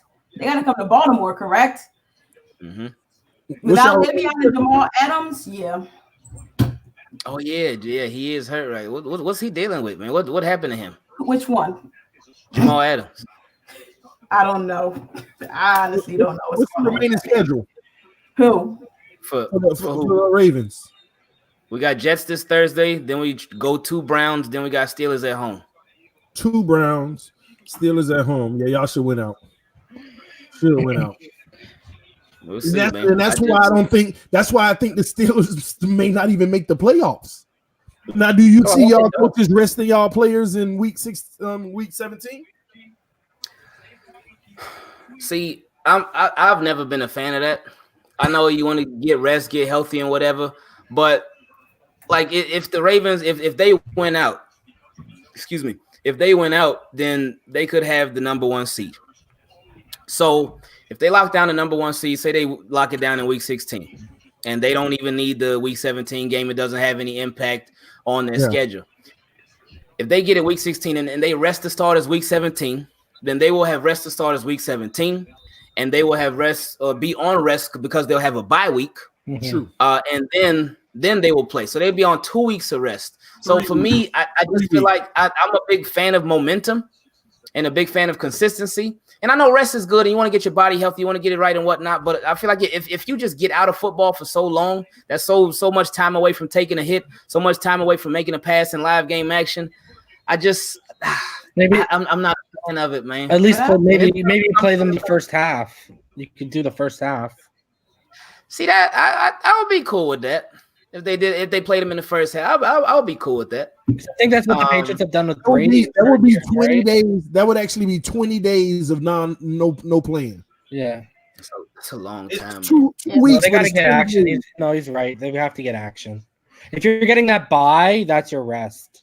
You got to get action. Because you know the NFL rules. I mean, every team has probably already had all their physical practices already because you're not allowed anymore due to the collective bargaining agreement. They only have like 6 practices where you can actually fully pad and hit a year. And I believe every team has probably reached that point. Some haven't. Probably 1 or 2 have probably. I'll be right. That would be tough going into. No, you're good. That would be tough going into that type of round with 3 weeks off. That'll be sick. But that's always been the Patriots' biggest benefit. People don't realize all these years they win Super Bowls and all this stuff. They had the shortest road there. Most teams come into it and they got to actually win 3 games. They got to win 3 games to get to the Super Bowl. The Patriots only got to win 2 to get to the Super Bowl. Almost every single season, they only have to win 2 games to get to the Super Bowl. So that's what the Ravens will be facing. 2 wins and you're in the dance. At that point, we'll see, man. I like he said, they will have a threat. They will have the threat of just simply the Chiefs being out there. But I mean, the Chiefs. I mean, nobody can argue they're certainly not as good as last year. Do y'all think I'm wrong by saying that? Who? The Chiefs. They aren't as good as last year. Yeah, because the run game's not there. Losing Kareem Hunt, they thought Damian Williams was going to fill in, but he's been injured this year. So they brought in LaShawn McCoy. LaShawn McCoy is 1 leg out of it all. And he's like always getting rested, like healthy rested. He's on, game management and rest management himself. And then Darrell Williams, I mean, he's good. Like, I'm not going to say Darrell Williams sucks because I've seen him have, productive games, but too much of it is being put on the helms of Mahomes right now. And do I still think they can do it? Yes, but I think Damian Williams has to come back healthy. If Damian Williams is not back healthy, that offense is not the same, and you saw it. But does Mahomes look as good as he did last year? Mahomes is still injured. Still injured. But I just don't think their defense is good. I still don't think their defense is good. Even adding the Honey Badger has not helped that defense at all. And I thought Tyrone Matthew would elevate them. Frank Clark has not helped them at all. But you let go of a guy like D Ford, who is balling out in San Francisco now because he made one bad play. You were a prisoner of the moment, and look at you now. You're still in the same shoes. Why do y'all keep using this excuse for Mahomes? Talk about he's playing injured. He is. Why are we using that excuse for him? Why? What? I don't think she's using it as an excuse. It's not. It is. He's not. He doesn't move out of the pocket as well as he. It's the same thing. Listen, that goes back to Tua. Would Tua have taken that hit from behind if he didn't have that ankle thing going on? No, he said he's not injured. He said he's not injured. Who, Mahomes? Yeah. But we don't get like a bruise in his throwing hand, I think. He just hurt his hand. They were afraid that it was broken. I'm talking about from the original injury, though, that they keep on saying that's the reason why. Listen, even Saquon Barkley didn't come back from a high ankle sprain in 2 weeks. I mean, I've just seen cuts from Barkley tonight that I haven't seen the past. And now he's back into the helm of things. It takes time. He hurt his ankle, and then he hurt his knee. And I think he came back. Matt Moore play like 3 games? He's still injured. He just knows he gives his team a better chance at winning, even injured, than Matt Moore will. He came on the low end spectrum. It was 4 to 6, and he came back. Raven, you might want to turn on this game, man. You got it on? No. They just did a game break. They were showing Lamar Jackson said that he had a quadricep injury, and it's a lot worse. And he will not be playing this Sunday. I didn't see that part. Yeah, me either. I'm just trying to tease you, man. No, but he got a quadricep injury. You don't want Lamar to win and kill that mobile quarterback narrative. You got to keep going. Oh no! Listen, I said that, and that's why I'm. Whenever the next time I'm a guest on Ingraven Show, I want to talk about that because I think that if anybody breaks the mold, he will. Yeah, he will. I have my own theory with these mobile quarterbacks. And I have a reason why they won't be long-term successful in this league because they add so much value to a team that they're going to demand the highest of dollars. And every quarterback in history that's demanded the highest of dollars in this most recent history with these crazy salaries have been taken away from their team, and the team has never been the same or as good because they can't have great players all around them. But I think Lamar Jackson might be the first mobile quarterback, and I don't know yet, but I think that he's the only one that I see that has the capability of breaking that mold of that theory that I have, because what he adds is totally different. I don't see what he adds slowing down anytime soon. See, everybody else, I see a lot of different, like Mahomes, like I said, he could still be playing well, but it still ain't the Mahomes with the 55,000 yards, 50 touchdowns, Mahomes. But Lamar Jackson, I literally do believe not only can he sustain this, but it might even get better. It might be games where he says, I'm not going to use my legs today and kill you in the past because you worried about me using them. And it might be games I'm going to use my legs today because you worried about me passing. Like he's literally becoming that threat that people have to respect either way. You can guess and say he can't throw the ball, but he's been sticking it to you. He's been sticking it to you one way or another. So he might be the first one, but it's still yet to be seen. Because he can go on and win, and we can say, hey, he's the first one to do that outside of Russell Wilson. But when it's time for him to get that big deal, if he can still carry his team with less talent around because of the money that he commands, then you have it. You found your prototypical guy that has actually changed the game. Vic couldn't do it. So I'm waiting on that young quarterback off of their rookie deal that can still do it. And Lamar Jackson might have that possibility. I think he could have, man. Yeah, but Ingraven. Ingraven. Now let's be honest, right?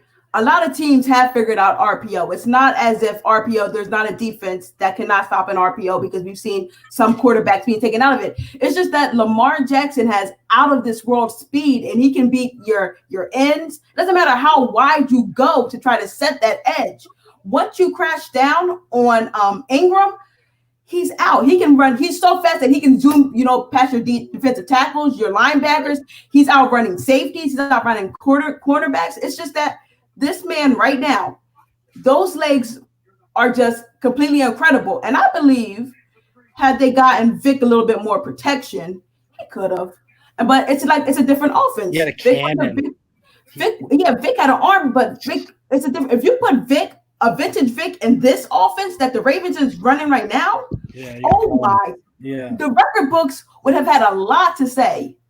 About who was the best, what's the name. But at the end of the day, Lamar Jackson is playing out of his mind, and I really commend your organization for doing this and giving that man a chance, especially when all the analysts were saying, oh, he should be a running back or he should be a wide receiver because of his speed. You guys took something that was working and said, we have an extra queen on the chessboard, and there's nothing you can do to stop it. So big ups to your organization for doing that, man. And that's why I respect this team so much. And then to give that young man a defense on top of that. Mm-hmm. Yeah, that was a big part of the entire thing, was them actually believing in him and them actually going all in with a Lamar Jackson. Right. Because one thing that I was worried about initially from last year, they drafted Lamar Jackson and they had him active every game. They had him playing in every game. But when Joe Flacco was still the starter, one thing that I was scared that the Ravens were going to do, and they actually did it, was just use Lamar Jackson on trick plays, use him on gimmick plays, use him on gadget plays. They had him lined up at wide receiver. They had him just running the ball. They didn't have him really playing quarterback. And I don't expect them to have Flacco as a starter and then throw Lamar in there as a starter too, or even have times where both of them start drives or whatever, but they were using him as a gimmick. So I was super scared that they weren't going to give him an opportunity, because Ravens have done that with enough players over a period of time where they will draft a player who excelled in college for one reason, and then but when he gets to the Ravens, they'll change his position. So I was super scared that they would change his position and have him just not being a quarterback. But when Flacco got injured, they had him doing his thing. He was doing a lot of running, but he's doing some passing too. But it was mostly running because it was just ball control. They had him managing the games. They probably told him, "Hey, Lamar, don't try to do too much. Just chill, do your thing. Don't turn the ball over, and we got you." Because we had the number one defense last year. They were making a lot of plays. The running game was really good too. But with the Ravens, one thing that I was super proud about was that they really they went against the grain, and they went against their own grain too, because their past couple of quarterbacks, Joe Flacco, Troy Smith was in there for a little bit, but Steve McNair, Kyle Boller, guys that they could take off a little bit, but they can't like take off. So pretty much the normal pocket quarterbacks. So for them to go with a Lamar Jackson, it was just a complete shift, something that the Ravens had never really done before. But with that, they had actually been, one thing about the Ravens, and I mean enough NFL teams do it too. They sort of give you the signs before it actually happens. Because of a few years ago, the Ravens, they were interested in signing Kaepernick. And I was wondering, they're interested in signing Kaepernick. But then there was just a whole mess of stuff that ended up happening. And then that same year, they were interested in signing RG3. But RG3 had initially turned them down. So I'm like, So they tried to sign Kaepernick. Then all that mess happened. Then they tried to sign RG3, and he turned them down because he said he wasn't ready yet.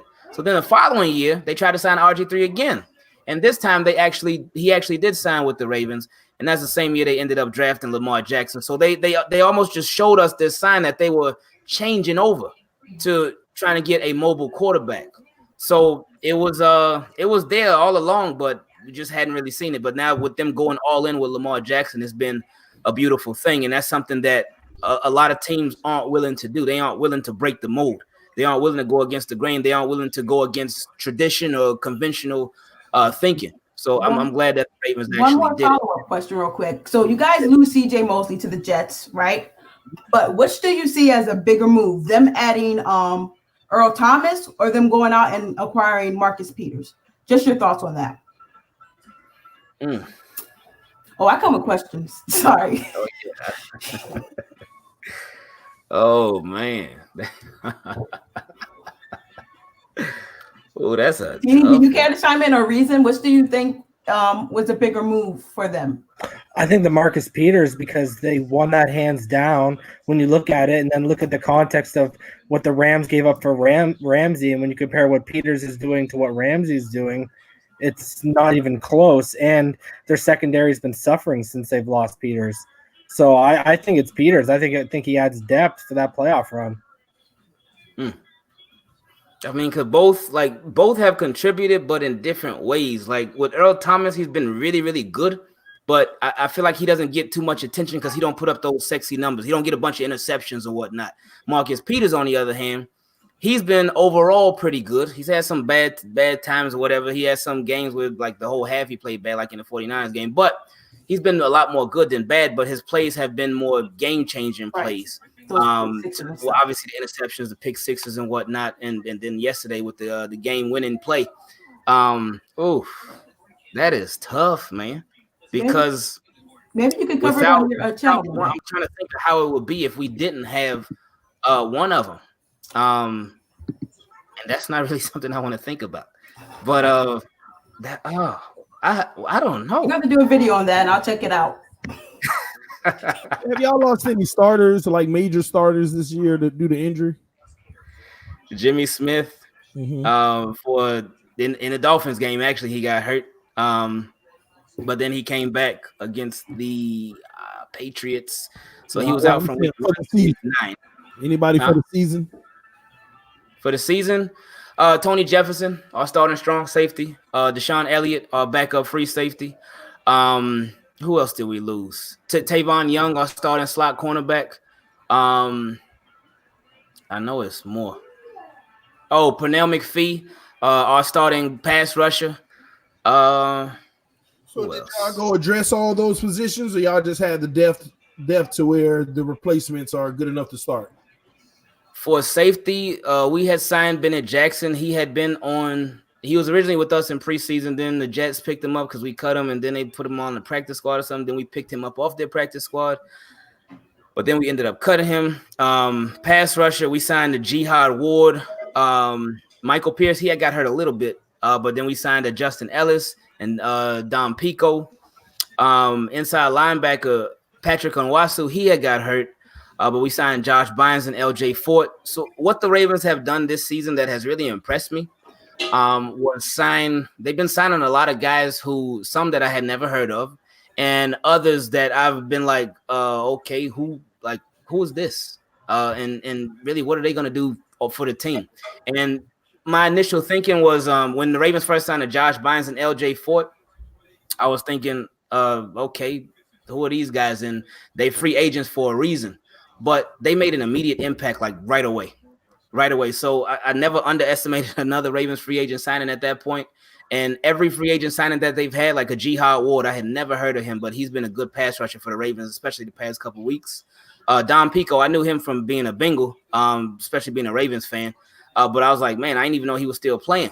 But he came in and he showed out right away. Him and Justin Ellis were impactful right away. LJ Fort, he's been really good, super solid. And then, of course, the sexier additions like a Marcus Peters, traded for a bigger name cornerback, and he made an immediate impact right away. So they Eric DeCosta in his first year as GM, the guy has been amazing, man, and he doesn't stop. He doesn't stop trying to make the team better. He doesn't stop tinkering the roster. He doesn't stop, and that's been my favorite thing about him. I want to go back to Lamar Jackson because, a lot of people forget how mad he was at the amount of quarterbacks that were picked before him in that draft, right? I think he had a chip on his shoulder. But one thing I noticed, he had it in college, and I did notice it last year. I always noticed this hitch in his throwing motion. And I always thought he had a good arm, but I always noticed this hitch in his follow through. But I feel like as his mechanics have been sharpened under Harbaugh, and I also feel like his pocket presence has gone up. Has leaps and bounds. Like I was talking to them earlier, everyone just automatically assumes he just runs and he throws on the run, but his passes at one point, I believe 2 weeks ago, he was throwing 3 times more from the pocket than he was outside of it. So what do you think of him as how he's developed? Because we give Flores so much credit over here for the growth and development we've seen in such a short time. But what do you think about the growth and development as him as a passer and in the pocket from what you've seen last year? That's something that I was worried about. Not because I felt like Lamar couldn't pass, but just because of the Ravens don't have the best history at the quarterback position. Joe Flacco was their best quarterback in Ravens history. Yeah. And Joe Flacco was not even all that. So he doesn't have much competition to go against. So with their development of quarterbacks, I was a little worried because I'm like, man, they got this dude Lamar Jackson. I feel like he can be a special talent, but I'm just so worried about the development of this guy. But they invested, and again, like I was talking about earlier, sometimes the Ravens they'll give you these signs of the direction that they're going in. Like we talked about earlier with them trying to sign Kaepernick and RG3. Something they also did was sign Greg Roman for him to be an assistant head coach and a run game coordinator, and that was about 2 years ago. So this could all been something that they were working on, and they brought in James Urban too as a quarterbacks coach. So we had Marty Mornhinweg on the staff at the time as offensive coordinator, but after that playoff game last year, he had to be let go because there was a lack of competence in that game. And then they promoted Greg Roman to offensive coordinator. He was somebody that's worked with Kaepernick before. He's somebody that's worked with Tyrod Taylor before. So he's somebody that has worked with mobile quarterbacks. So that right there, that just showed the investment that they were going to be putting into their future quarterback, with them getting an offensive coordinator that has worked with different quarterbacks that kind of have his skill set, but his skill set is just he has more ability than those guys. And also James Urban, he worked with Michael Vick when Michael Vick was with the Eagles. So they brought in people that have experience getting the most out of their quarterbacks who can also run too. But like you were talking about with Lamar Jackson and his pocket passing, that is a big assumption that a lot of people, and I appreciate you bringing that up, because what a lot of people would do with Lamar Jackson, and I see it with a lot of analysts, and I know they can't watch every single team in detail because they're analysts. They can't really focus on one team. They are sort of the jack of all trades but masters of none. Exactly. So what they do is look at a stat sheet. And they're like, oh, man, Lamar, whoa, he ran for 20 times. Oh, man, he's running way too much.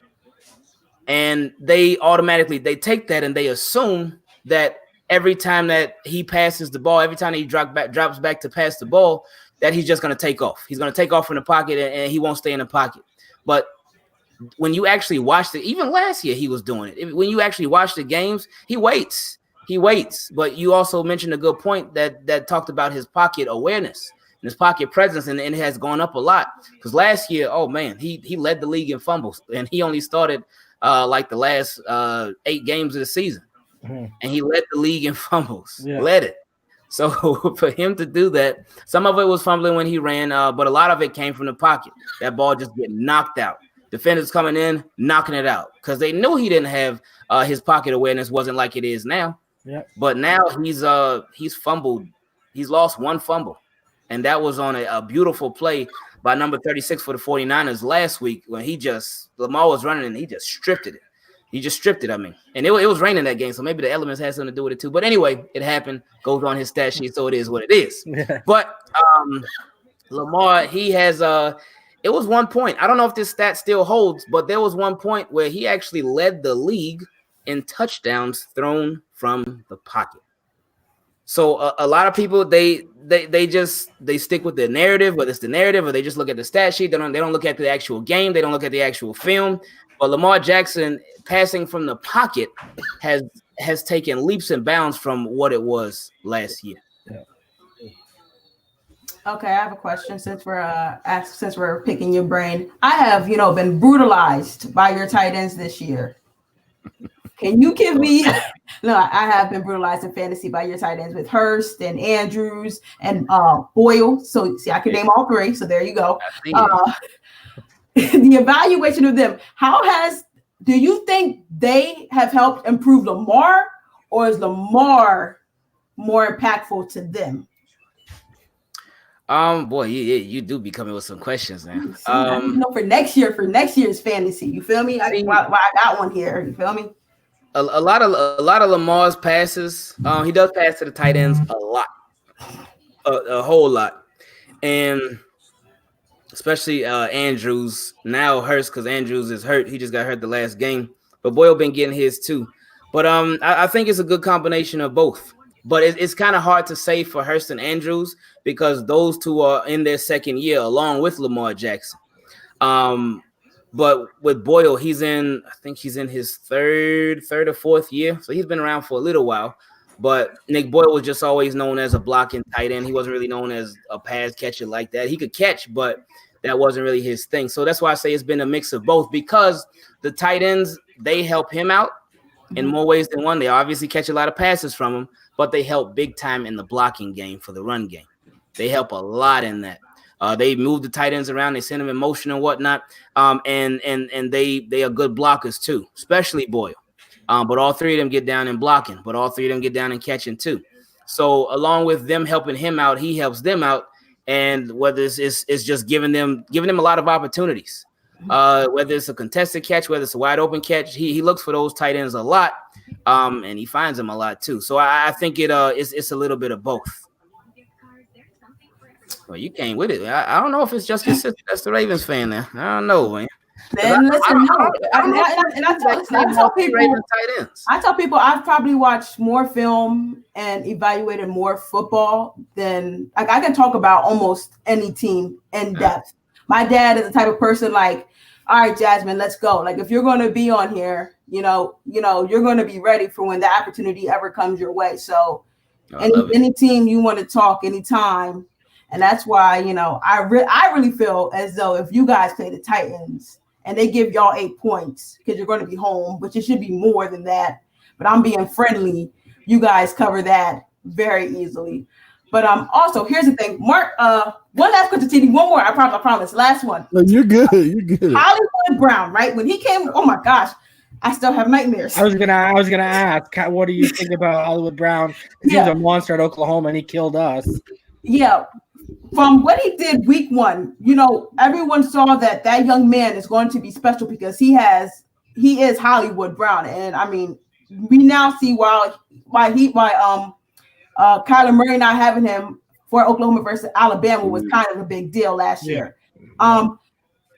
His numbers, he's a steady guy, but I'm not going to say he hasn't had such an explosive game like he's had. Can you tell how his impact and his speed opens up your offense, especially a lot of the underneath stuff too, as well. And just his threat, like his ability as a deep threat, and how Lamar Jackson gets to utilize his strong arm and his arm to get the ball at times to Brown.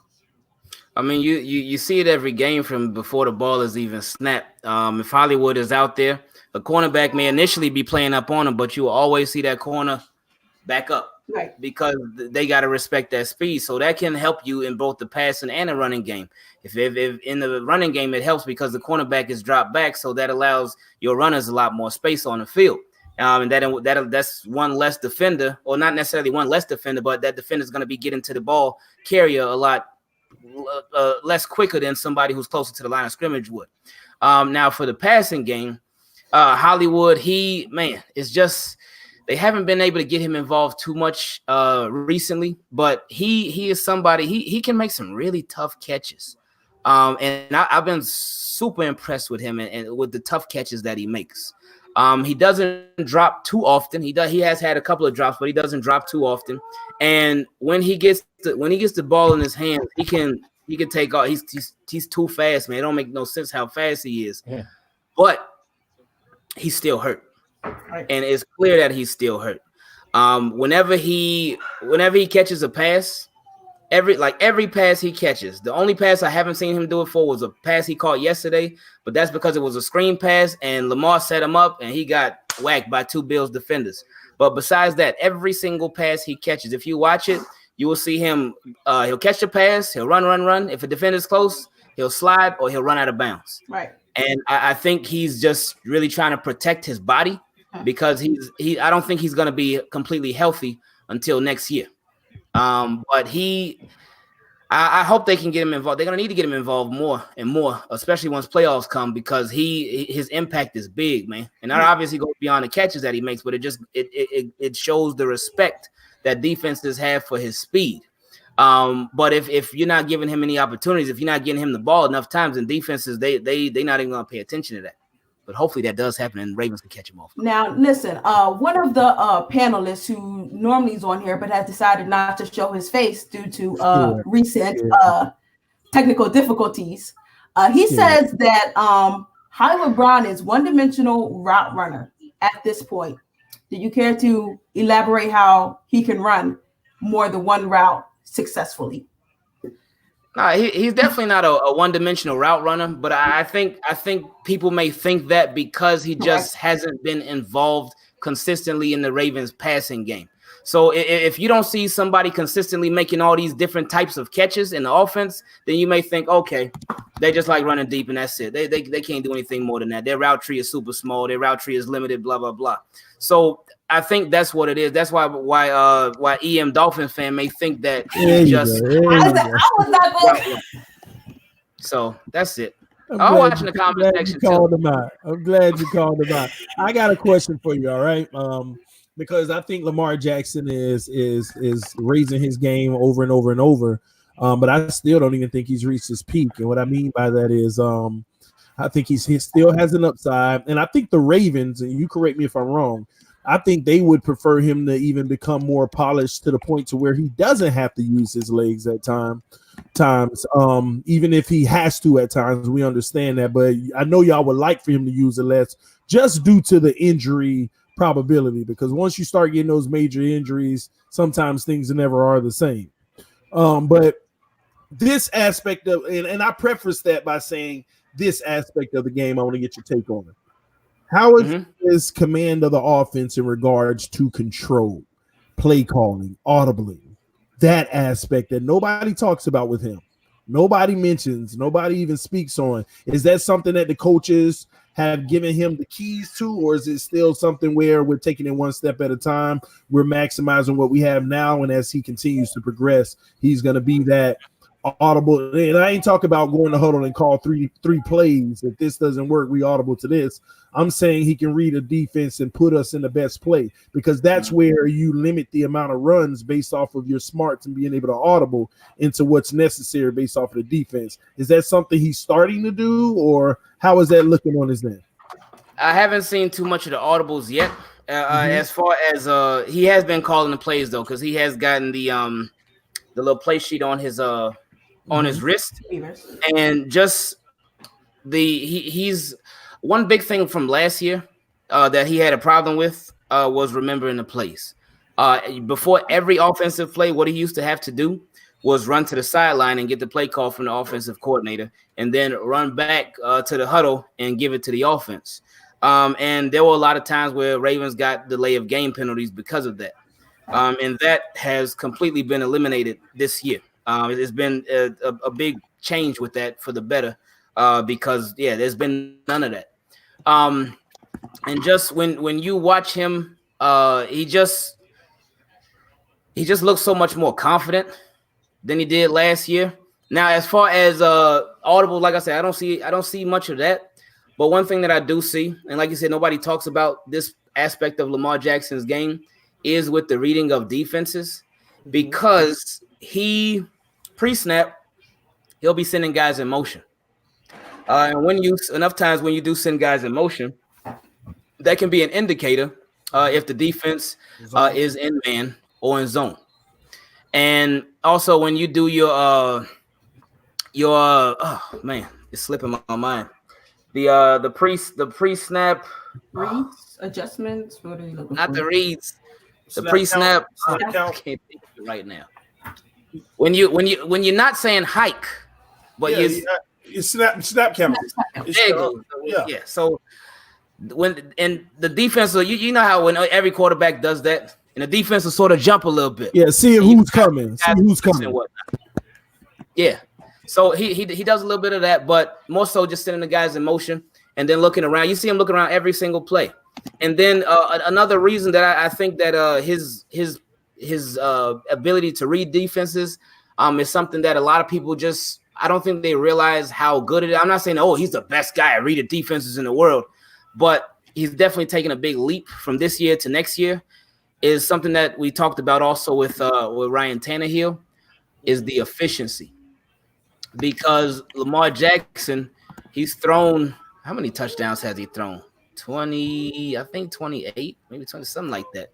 But he's only thrown 6 interceptions.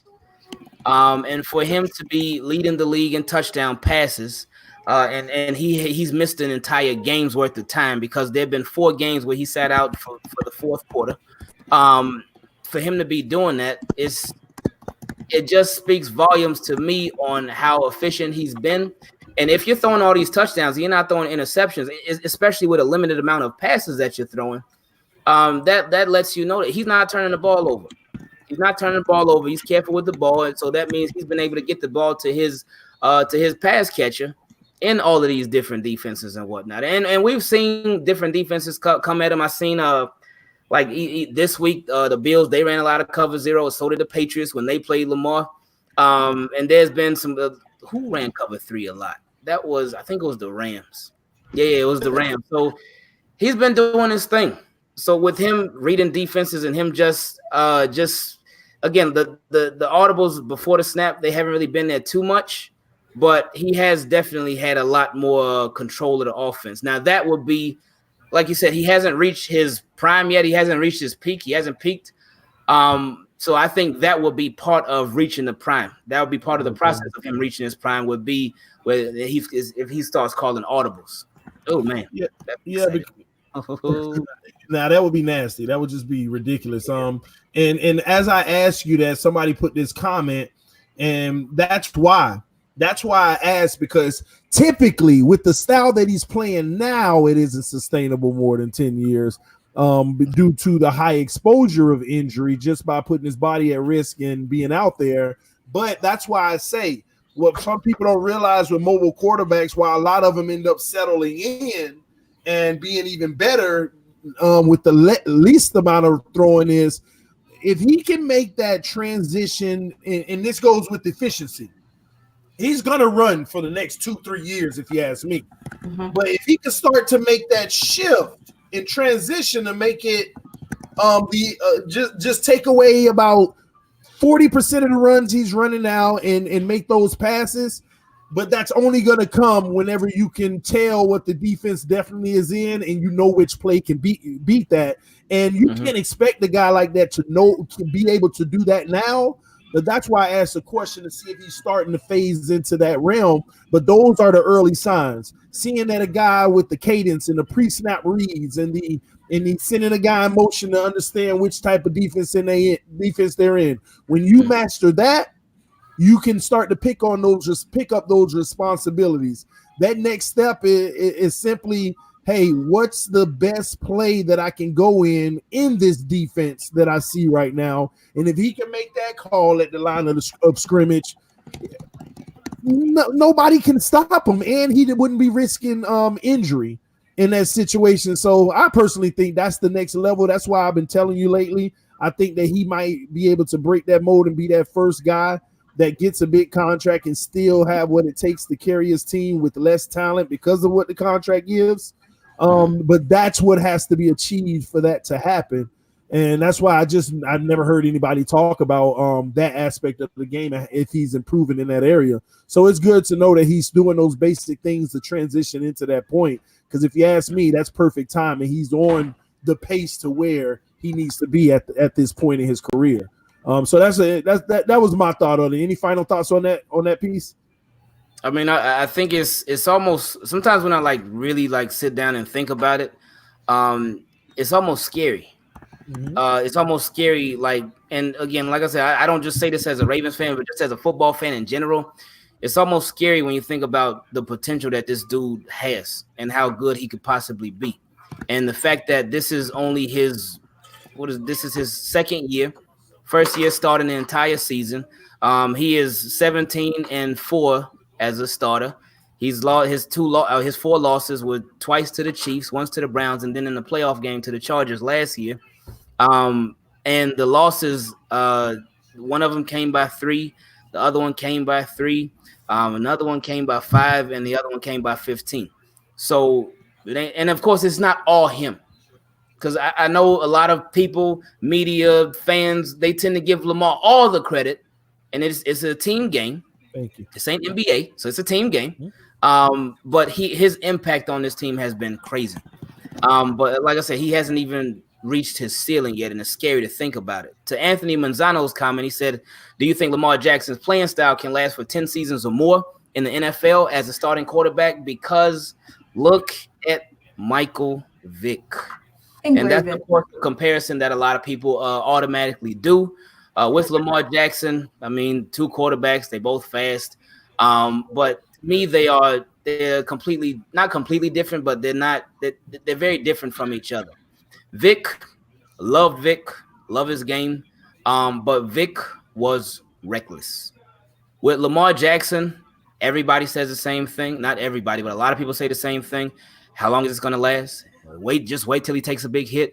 If he gets injured, is he ever going to be the same? A lot of people do the what ifs. But if this happens, but what if this goes down? But Lamar, if you really watch his game, you see that this guy, he does not take hits. He doesn't take big hits at all, or very rarely. He's not out there and another comparison that a lot of people use is also somebody else who was reckless, but somebody who's definitely learned from him being reckless and is also there to mentor Lamar right now, and that's an RG3. RG3 is another comparison that Lamar Jackson always get, but people usually only use RG3 when they want to talk about strictly injuries, but not potential.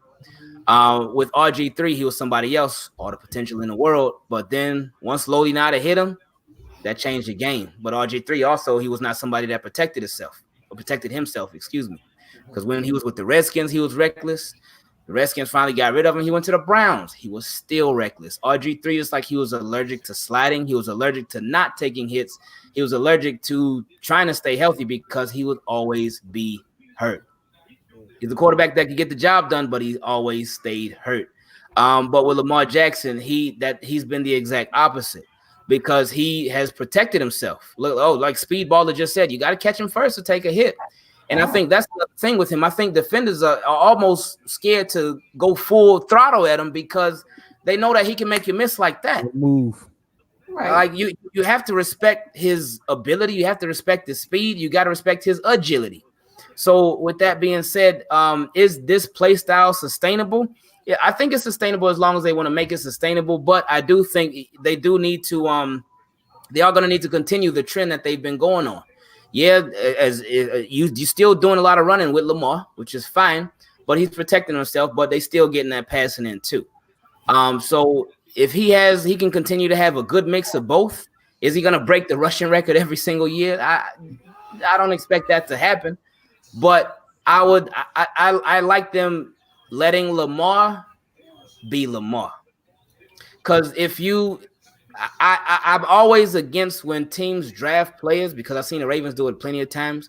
But when teams draft players for a particular reason, they saw them in college. This player was so good in college for this reason, but then you change him to another position, or you try to change his play style to fit your team. But for me, I think you should draft players who are good at doing what they're doing. And if what they're doing can fit your team and do that, don't try to make them fit in. But if they fit in already, then go ahead and draft them and pick them up. Let them do their thing. I just always disagree when people you're passing up on a better overall player. Even if you're necessarily passing up on a better overall player, but they're not the fit for what you're trying to build on your team, you go with the guys who are fit for your team. I think so. Because that another thing, front offices change the direction of the vision for their team based off of the players they get versus keeping the vision of their team and getting the players that fit that. And that's part of the problem. I wanted to side note here to everybody on the panel. Do you think it's a coincidence of Spygate 2.0 question mark? Do you think that's a really a coincidence? Oh, they were filming something, even though we so happen to play the team that they're playing right now next week. Y'all really think that's a coincidence? I'm just saying. Y'all can tell me no right now in the discussion. Do you think it's a coincidence?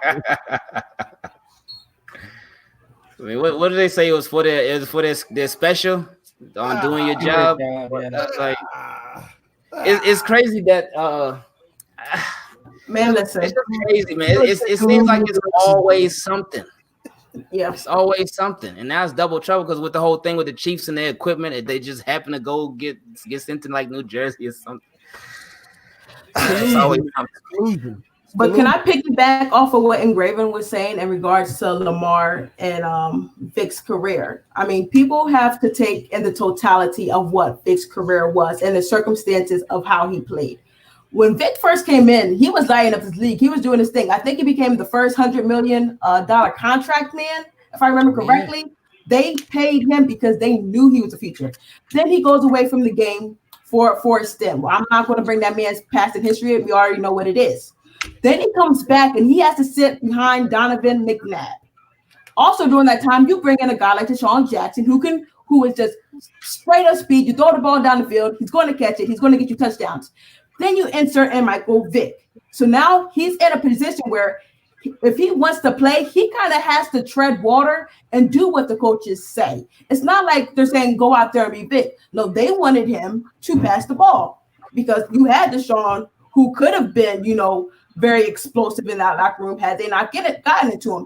And then Vic gets hurt and Nick Foles plays out of his mind and they decide to go with him during that stint. So when people try to compare the two, I understand that you're trying to compare because of the athleticism, but when you're saying the playing style, understand that when you're looking at Michael Vick's back end of his career, it was very controlled. It was very controlled. It wasn't like they were saying, Vic, go out there and be Atlanta Falcon Vic. They were like, no, Vic, if you want to play here, we took a chance on you. You're going to stay here. You're going to be structured. You're going to be ordered. You're going to do everything that we tell you to do and how you do it.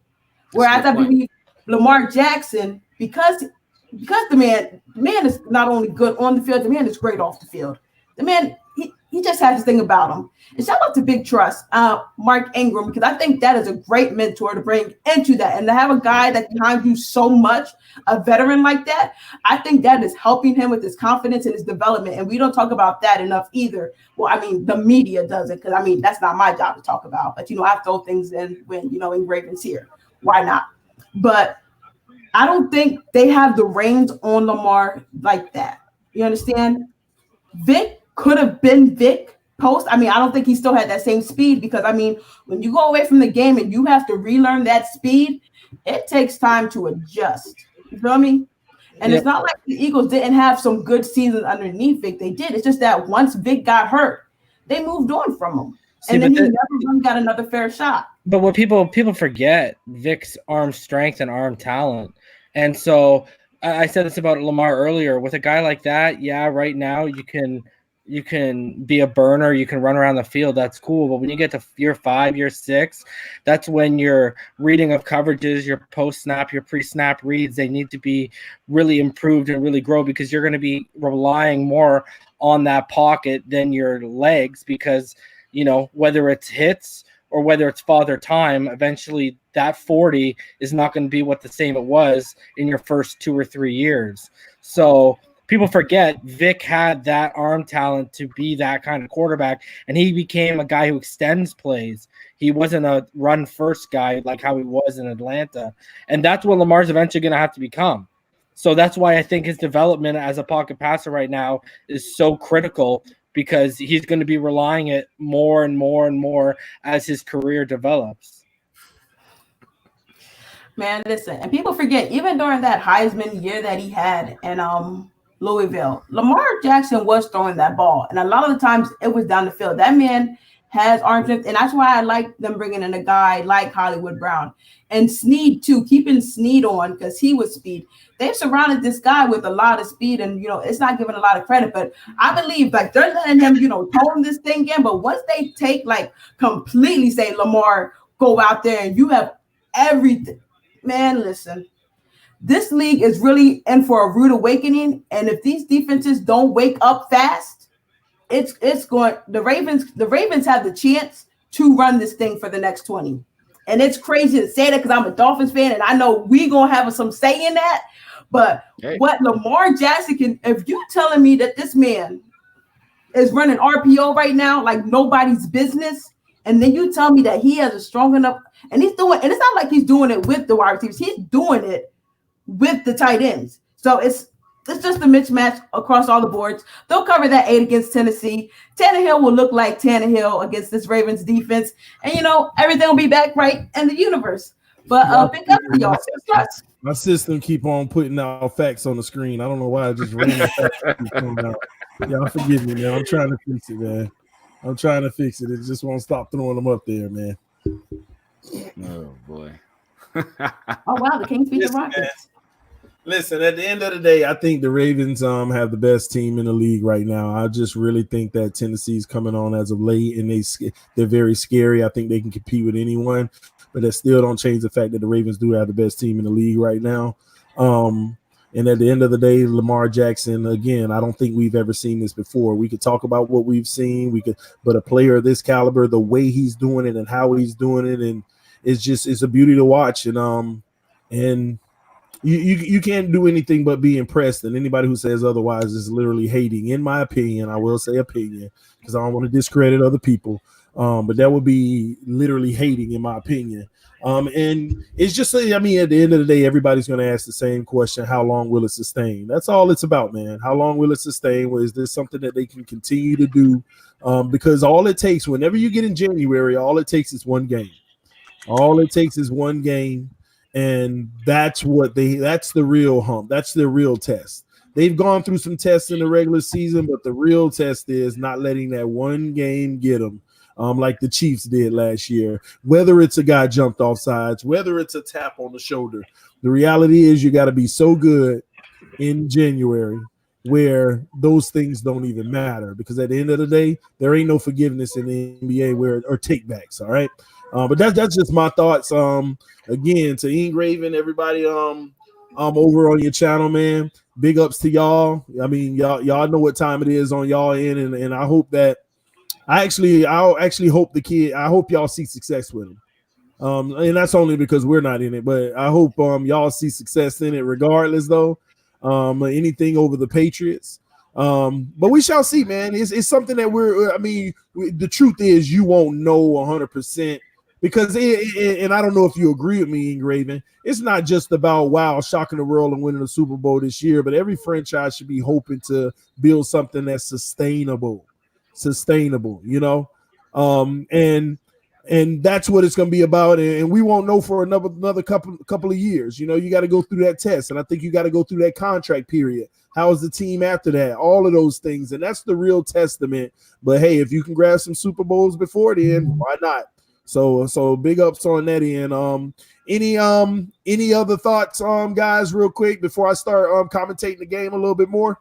Yeah, just one, because just like I was saying about Ingram, he is not getting his respect and notoriety that he truly deserves. I mean, I brought him up in regard to the help and growth of your offense, because like I said, you guys were running RPO last year, but Edwards was not it in that playoff game against the Chargers last year.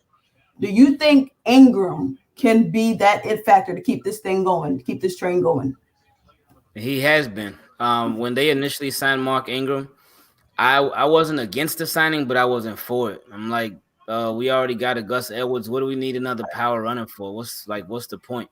But as soon as he had his first press conference after he got signed, because him and Earl Thomas had a press conference together, and I was kind of like, whatever on both of them, because Earl Thomas, he coming off of 2 broken legs in 2 years, and then with Ingram, I'm like, we already got somebody like Ingram on the roster already. But with Ingram, just seeing how he was, seeing his vibe, and I always liked him as a player, but I just didn't feel like it was a waste for him to be on the Ravens. But just seeing his energy, like you said, his veteran presence, for him to not only mentor Gus Edwards and Justice Hill, two young running backs. Gus Edwards was a rookie last year, and Justice Hill is a rookie this year. So to give us that veteran at running back who has been through different situations before, who's played in every type of game before, and for him to be a leader on his team. And I mean, you see it in some of the different press conferences and stuff. You see it in some of the different highlights when they show the game from the sidelines and they show the players interacting with each other and whatnot. He has been huge for this team, and not just on the field. He's been off the field too. But certainly on the field, it started from the very first game. From the very first game, I think he had 2 touchdowns and over 100 yards. You remember and he made his impact known from jump. And he has been a very consistent player. I know he got like 2 fumbles and they came in really bad times, but the fumbles, like the positive outweighs the negative by far, and it's not even close.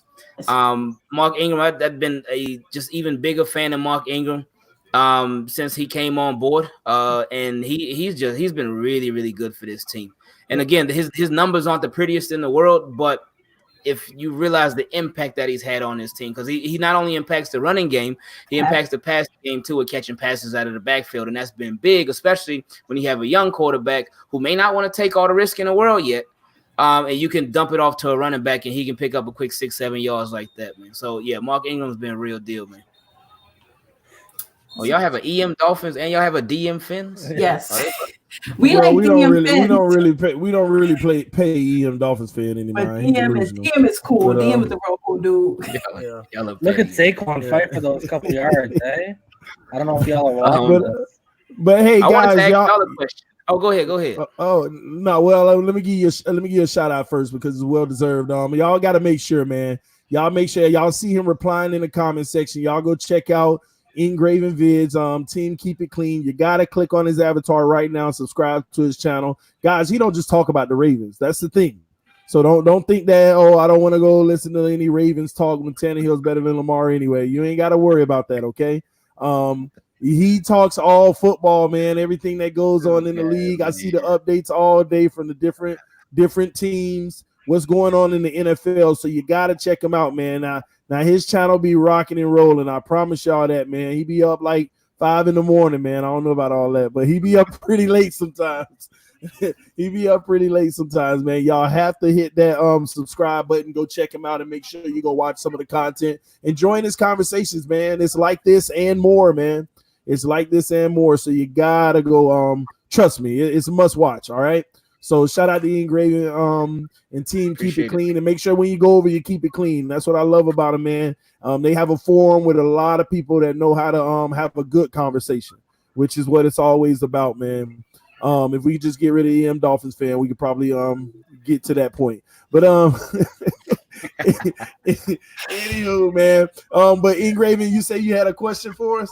Yes. Especially with y'all being Dolphins fans, so y'all done had plenty of first-hand experience with Ryan Tannehill. Do you think, and I know you were mentioning it earlier, do you think that it's too early, even though it's just discussions right now? Do you think it's too early for them to be engaging in contract discussions with Ryan Tannehill? No. I'm going to say this because I am a consummate believer that if you give Ryan Tannehill a running game and a defense, he's gonna go out there and he's gonna win some games for you. I think they might be wanting to do that because they know they're not gonna. They might be able to draft a quarterback, but maybe not their quarterback of the future. So they're kind of like giving themselves like a security blanket. Like Tannehill's playing hot right now, so if we let him go and then he goes somewhere else, I think they don't want to wear the shoes that the Dolphins are wearing, where the fan base is like, well, he's better than Mariota, which I told a lot of people. And you go with Mariota next year, I think that'll cause a big uproar. So I think they're kind of doing it to appease the fan base. But like I said, you definitely sign him. You need to get a dollar amount on what what Derrick Henry is going to want. Because if you lose Derrick Henry, you're losing a lot. See, that's my thing. My only surprise with it is that Derrick Henry, like, he's in house, right? Like, they drafted him. I'm surprised they're not taking care of that first. Right. Due to the fact that, he's homegrown. So that's the only thing that surprises me about it, because I would be taking care of him first and then Tannehill. Well, if look at Ezekiel Elliott. If they're sitting back looking at Ezekiel Elliott right now, they might have pause on taking care of Derrick Henry first. They will be better suited franchise tagging him. The only risk that you run is him wanting to sit out at that point if you try to franchise tag him. But in regards to Tannehill, they should definitely have a contract conversation right now, because not only should you have a contract conversation right now, even though he'll get good money from them, it still ain't the amount that he might actually end up being worth.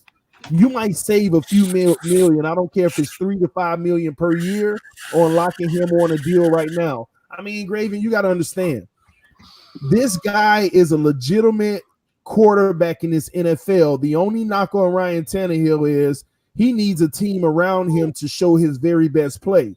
But the thing is, if he gets that team around him, his very best play is elite level, as you can see right now. But these next 3 weeks will tell us a lot more how factual that is. But this is a guy in the first four years had the second most sacks in NFL history in his first 4 years, but had the third most passing yards in the NFL in his first 4 years. And nobody talks about that. Nobody talks about the few 4,000-yard seasons that he had because he was on the Dolphins losing games. He everyone knows he's capable.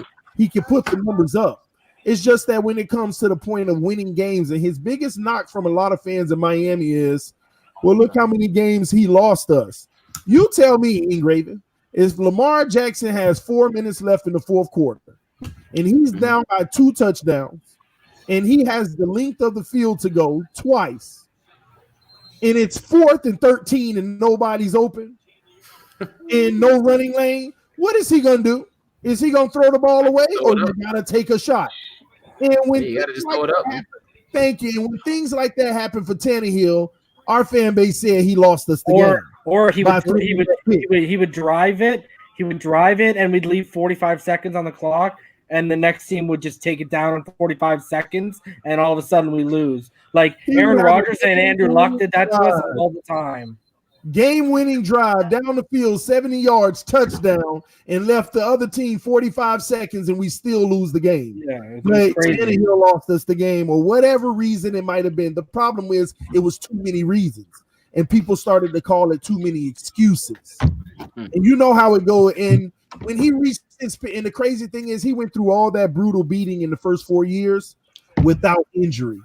But at some point, it catches up to you. All it took was one direct hit to the knee, and that kind of rode his ship at that point. That was 2 wasted seasons after that. He rehabbed after he went 8-2. Led us to the playoffs that season. Went 8-2, blew his knee out. What we have, we finally gave him Brandon Albert, Tunsil, and Pouncey, and we gave him a running game. We had the unicorn line, and we had a running game. 8-2. Played some of his. Was that when y'all played Steelers in the playoffs? Bingo. Yeah. And Matt Moore was the starting quarterback for us because Tannehill was hurt. So the next season, Tannehill's coming back, but in training camp, he blew his knee again without contact. You see how that lingers on? And all of a sudden, he comes out the next year and goes 4-1, and then he loses 3 offensive linemen, 2 in one game and 1 in the next game, and back to him getting brutalized again. And you know what this story ended up being for the Dolphin fans that don't like him? We gave this man 7 years. Enough is enough. And in one season in Tennessee, he's playing his best football ever, man. That's why context matters with everything. Exactly. Context always matters. You can't just look at you got to take a deep dive into a lot of stuff, man, because everything ain't what it is on surface with surface value. So, but I think TD and Reason can also say that this franchise wasn't going to pay Tannehill again. So they tried to get what they could get for him. So yeah, they scapegoated him, but when you bring in a new coach, you're going to bring in a new quarterback. You're going to choose between choices. So they scapegoated him. I will say that he was scapegoated. I will admit that. Because I've never said Tannehill was horrible or trash or. But it's always the quarterback. The quarterback is praised when you have success, and the quarterback takes the fall when you don't. It's just like a coach. Exactly. But we knew they knew to get rid of him while they could try to get something for him. You feel me? Mm-hmm. Because imagine looking like we got robbed on that trade, huh? But listen, if Tannehill played on this team this year, we weren't going to get anything for him. No, that was the problem. That was the problem, Ingraven. He was at a point where you were going to have to renegotiate his contract right now. So we're in a 2-year rebuild. Why are we going to renegotiate a whole new deal for a quarterback? We don't even know the full answer because we've never been able to put the full picture around him. Yeah. So they went ahead and moved on. The Dolphins didn't make a non-smart move by letting him go because it was necessary. But I mean, were we going to sit around and be patient for something that we didn't know? They made a football We have move. our answer. They made a football decision. Move. I can't knock them for it, to be honest. Yeah. But hey, now we finally got the answer when he wasn't a Dolphin. Yeah. So That's the nasty part of the business. 2016. Don't say that we got the answer now that he's not a Dolphin. You got the answer in 2016. That's a repeat. It feels like a repeat, but he's just healthy. Yeah, But he he's played just like healthy. 2016 when he went 8-2 and we went to the playoffs. But And he's a remember, top we 3 wanted running to back see it- now. We wanted to see it for more than a season. Yeah. So it's like, yeah, you got a immediate answer, but you want to see it sustain to feel great about it. And we never got to see the sustain due to the injuries that started. So that was the problem. But one thing I will tell you, first 4 years, nobody can debate. Growth after growth after growth after growth. First 2 years, he could not connect on the deep ball, but you saw it. You literally saw it getting better and better and better and better. Like every aspect of his game that we complained about, he erased it in the offseason. But we always found something to complain about, but he erased it. And now he's that player he is now. Eagles fans are so two-faced. It's not even funny. So at the end of the day, He's the best quarterback we've had since Marino, and it's like the only next argument is Jay Fiedler, and I mean, come on, Jay Fiedler, you know, and that's the next one, and then you're getting into like Damon Heward and like names and Scott Mitchell. So, Ray Lucas was one too, right? Yeah, that was a revolving door, man. Well, I get I it. remember. I used to watch a lot of Dolphins games. Since I'm down here in Miami. I remember Pat Surtain, the cornerback. Oh, yeah. Yeah. Have you seen his son? Brock Marion. What was his name?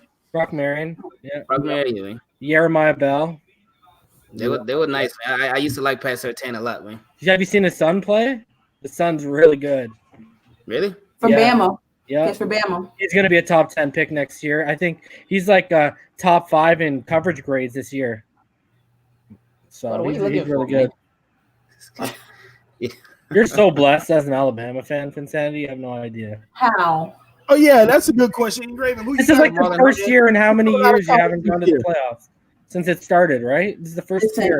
Listen. Playoffs started. You haven't gone. Listen, you can look at it as a blessing, but seeing how Saban allowed someone in a different time zone to affect his coaching and affect his game plan, and this is the thing. Come on, man. Listen, granted, yes, they've been dominant, but I mean, what they did to Najee Harris this year is probably going to go down as one of like the biggest mistakes. And that could make him a sleeper pick for us if we don't go running back high, right? And I mean, even when he was a freshman, when he was a sophomore, when that running game and Damian Harris was not moving the ball, everyone put in Najee Harris. First run, like 15 yards. So if you don't know who Najee Harris is by now, you might want to just go watch and see just how dominant he is against any defense that you that put LSU game. He changed that LSU game. And it's just that my team, even if you gave the ball to Najee Harris, we could have been in the college football playoffs. But because of Saban and his pride, it stinks. And the fact that he did it to me twice. Don't say anything about the first time. It's not he didn't do it to me the first time in Miami, but the fact that he did it to me in Bama is known for the running backs. Alvin Kamara, people don't know, was at Bama at one point. Like, there's so many guys that have. Oh my! Don't tell me I'm blessed right now because I just have to watch. I have to watch everyone but Bama. Leave two out of this, yeah. Alabama. Listen, that might get him to finally show up. That's the truth. Bro, if Tua is healthy, man, I'm telling you, like he would be more than challenging Burrow, and he would be in the Heisman talk. And we all know. Not delusional, man. Who you got in football? Who you got in college football this year, Raven? I don't even watch college football, man. Man, I don't think it's meant to be for me to watch it because every time I try to watch it, something crazy happens in the NFL. I try to watch it like I would usually watch the Florida State game, but this year, I think it was first game of the season. I think it was the Gators versus Florida State, right? Oh, no, Gators versus UM. Yeah. Gators versus UM. Was watching the game, then all of a sudden got a notification. Andrew Luck retires from NFL. Oh, yeah. Like, come on, man. I'm just trying to enjoy the game. It was a real good game. So then I was watching another game, and then all of a sudden, Antonio Brown, he got cut from the Raiders. and it's just always something crazy. So I just gave up, man. I tried to because I want to watch more of it, but it's hard for me to get into it. Because with NFL, I could watch that all day. But with college, it's harder for me to get into it, I guess, because I don't know the players like that. Because there's so much to know, too, man. I'm trying to get better at it myself just because my team is going to be faced with a lot of draft picks in the near future. So I want to be more equipped for it. Yeah. So, but it's a lot, man. It's really, really, really a lot. And then half of them end up bust anyway, like Tua Tagovailoa are going to be. But anywho, man. Yeah, that's what I said it. Yes, go ahead. Lakeisha Smith, he is Satan at this point to me too. Thank you. Does a Pac-12 team, ever get into the college football playoffs? Because I have a consummate saying I don't trust Pac-12 quarterbacks, period. But do you think that any one of them will ever be good enough to make it into the college football playoffs? I don't see it. Yeah, right? I agree with you. And it's not that they play on the West Coast because I'll stay up and I'll watch. You feel me? Now, granted, I say that and then I backtrack and say Rosen is the guy of the future. I think the next great college quarterback is coming from the Pac-10. Who? I think it's going to be Jaden Daniels from Arizona State. Well, he's getting coached up by Herm, right? Herm and Marvin Lewis, yeah. So that's going to be good for him. He's going to have some NFL caliber coaching coming into it. He played Oregon. He played Oregon. He put up 400. He put up like 410 yards and 4 touchdowns and no turnovers as a freshman. Crazy. And I'm curious because it's another thing I wanted to ask you, Raven, too, about that. When we talk about players young coming in, but when you look at a Baltimore team, let's say you do win a Super Bowl, right? Who's a free agent? Who's coming off this year? And I ain't talking about who you're gonna re-sign. Who's just gonna be someone that you either have to re-sign or gonna lose? Because when you win a Super Bowl, you can't keep them all. Who's up for the contract that you're gonna worry about whether you're gonna keep or not? Everybody. Matt Judon, Marcus Peters, Jimmy Smith, Patrick Onwuasu, Anthony Levine. Did I say Michael Pierce already? I think I did, but we got some notable names that's free agents, man. Ronnie Stanton. No, not Ronnie Stanton. I think he got an option year left. Those are probably the biggest names. But also I know I'm missing somebody. I know I'm missing like a lot of people actually. But those are probably Chris Moore, Seth Roberts, so 2 of our wide receivers. We got more too. Go ahead. So when do you think they're going to start the conversation with Lamar Jackson's contract? You think they're going to make it through 4 years and try to do 5th-year option, or if he continues this? If he continues like this, I don't think they make it to 5th-year option. Do you think if he just continues just being on an upward trend? Oh, what were you saying? Do you think they'll make it to the 4th without at least having it in place? Because that's something that's happening now. People talking the deals in the 3rd year because the player's that good. But Ingraven, I think Lamar Jackson has shown that 1, he's a team guy, and 2, that he's very smart. And I think he's going to understand that he can make a lot of money off that field. I think he might be one of those guys that says keep this core around him because he knows how much they improve his play. I mean, he is who he is. But I think, granted, he is a Miami guy, and Miami guys seem to have egos. That's just my evaluation. But that money. You see, like, there's just something about him that it just seems like he's different in so many aspects than these young quarterbacks. He just seems a lot more mature than what he should be, especially as like a 2nd-year player, and for as well as he's doing. He's very humble and he's very mature, and I think he understands. I think that's something they will be able to talk to him about. It's funny. I run a series on my channel called Questions from Subscribers, and somebody had literally just asked that same exact question like a few days ago about if Lamar Jackson could end up being somebody that could take a sort of team friendly deal once he gets that 2nd contract. And just because, yeah, like you mentioned, he does seem to be just different. He wants to win. And it's tough because football is a business. They are in this business to make money. So I couldn't blame him either way. I would not be mad. I don't never get mad at any players for taking in money because that's what they in there to do, try to maximize their earnings.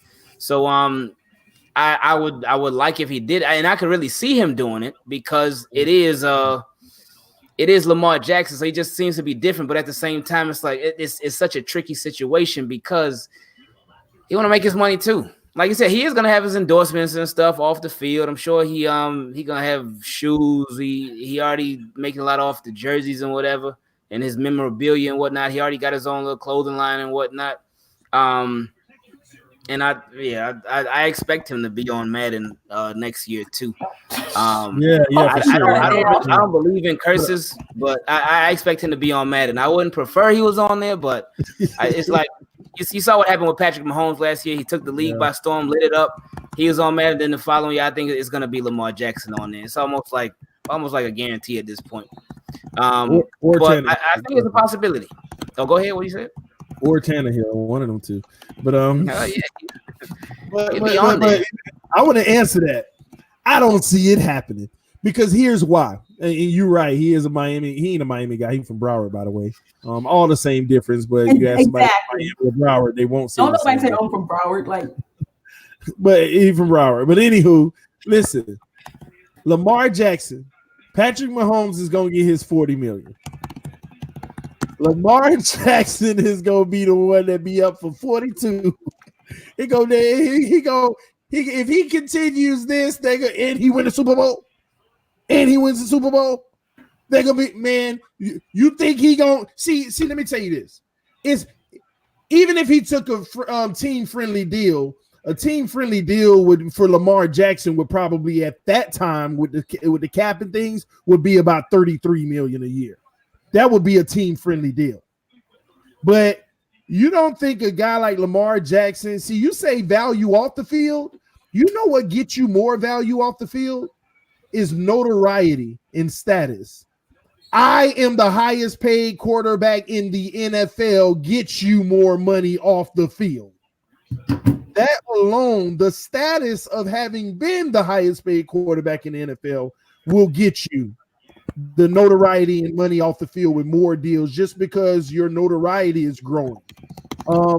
And it's hard for me to see that happening. He's going to have, when his contract is up, he's going to have the highest contract over Patrick Mahomes, over every single quarterback in the league if he continues this play on this trajectory.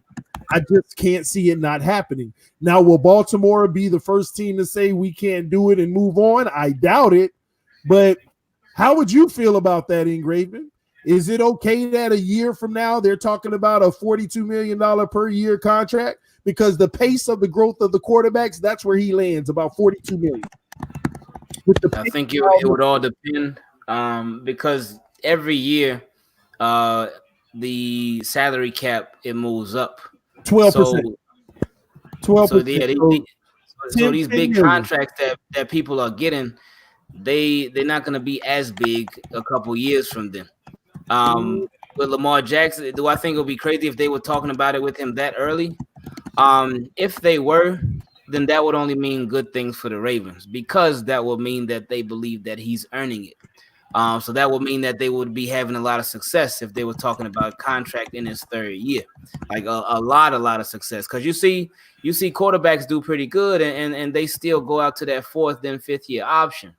But if somebody's like really on fire and they talking about it in the third year, then that player must be amazing. So I wouldn't have a problem with them doing that because if they were doing it, then that would mean he would be a continued problem for NFL defenses. So we'll see how it all rides out, man. So I don't know if I don't know if we've talked about this yet because this is something I don't know if we have. But here's the thing: I know the salary cap goes up, but the quarterback pay has been going up at a staggering rate, far exceeding the salary cap.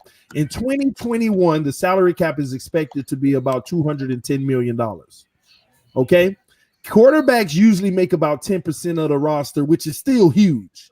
But $42 million would be 20% of the salary cap. that will be number 1% of the salary cap. Right now, Russell Wilson's demanding about 18.3% of the salary cap coming into his new deal.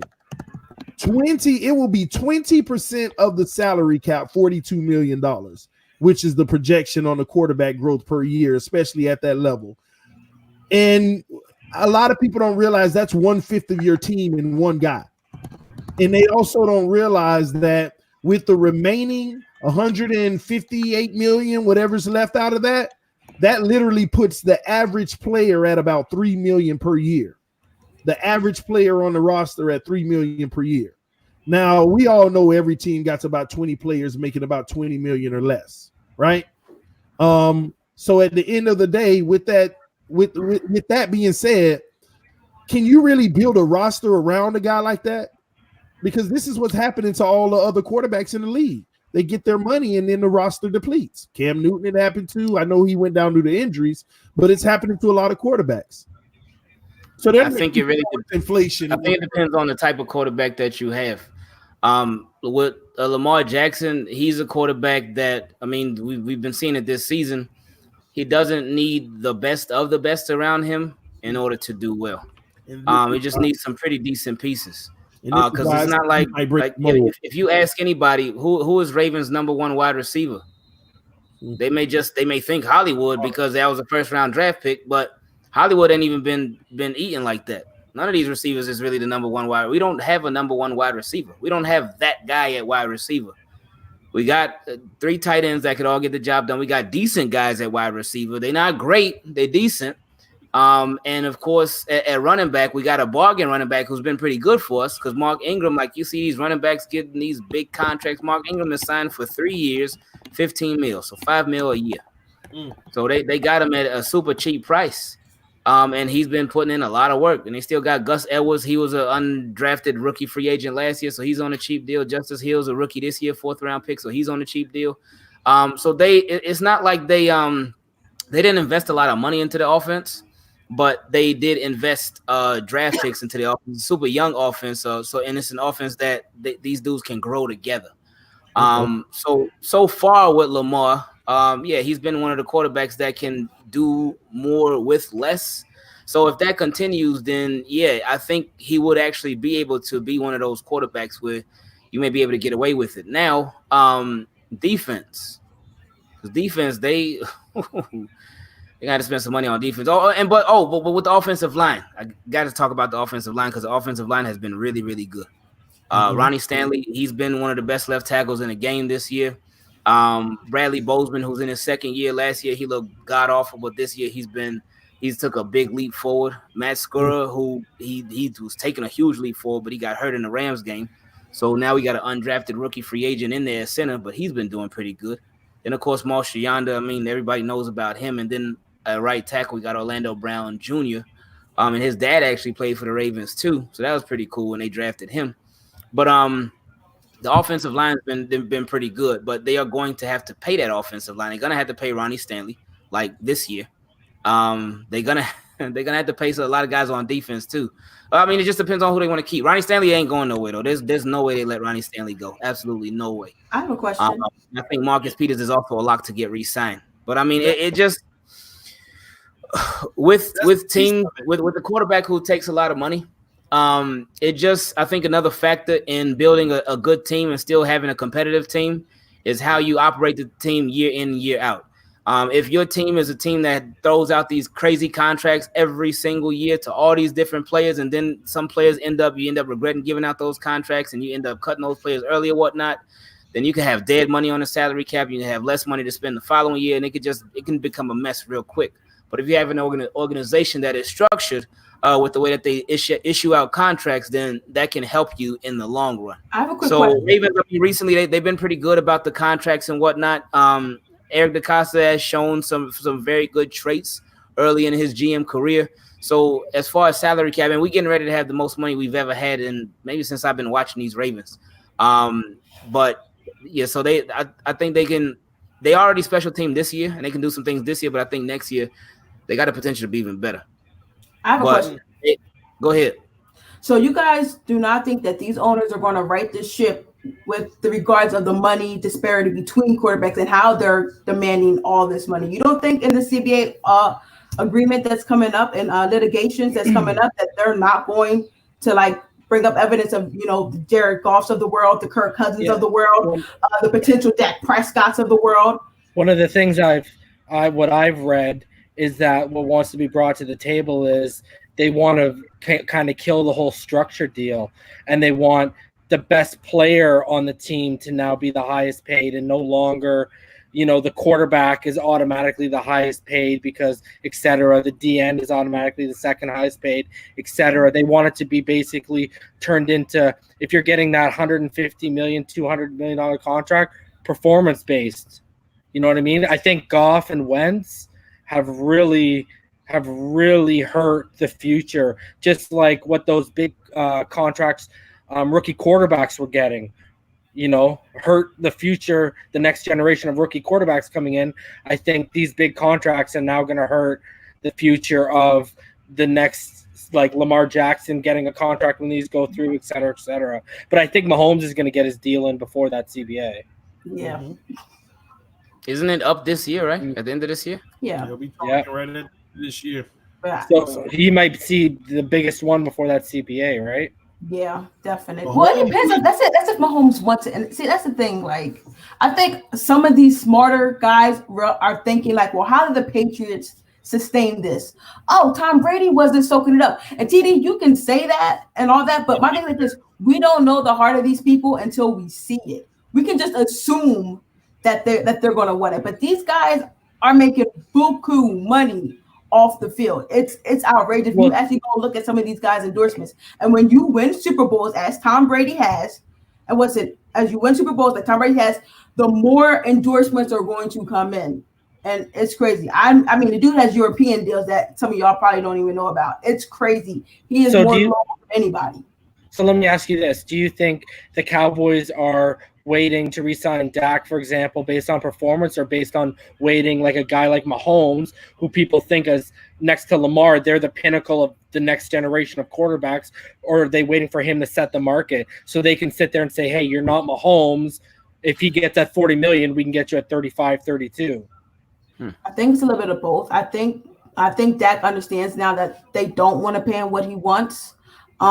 He's outrageous. Yeah, 40 mil. And I mean, he's one of those guys who did not realize he was a product of a lot of things around him.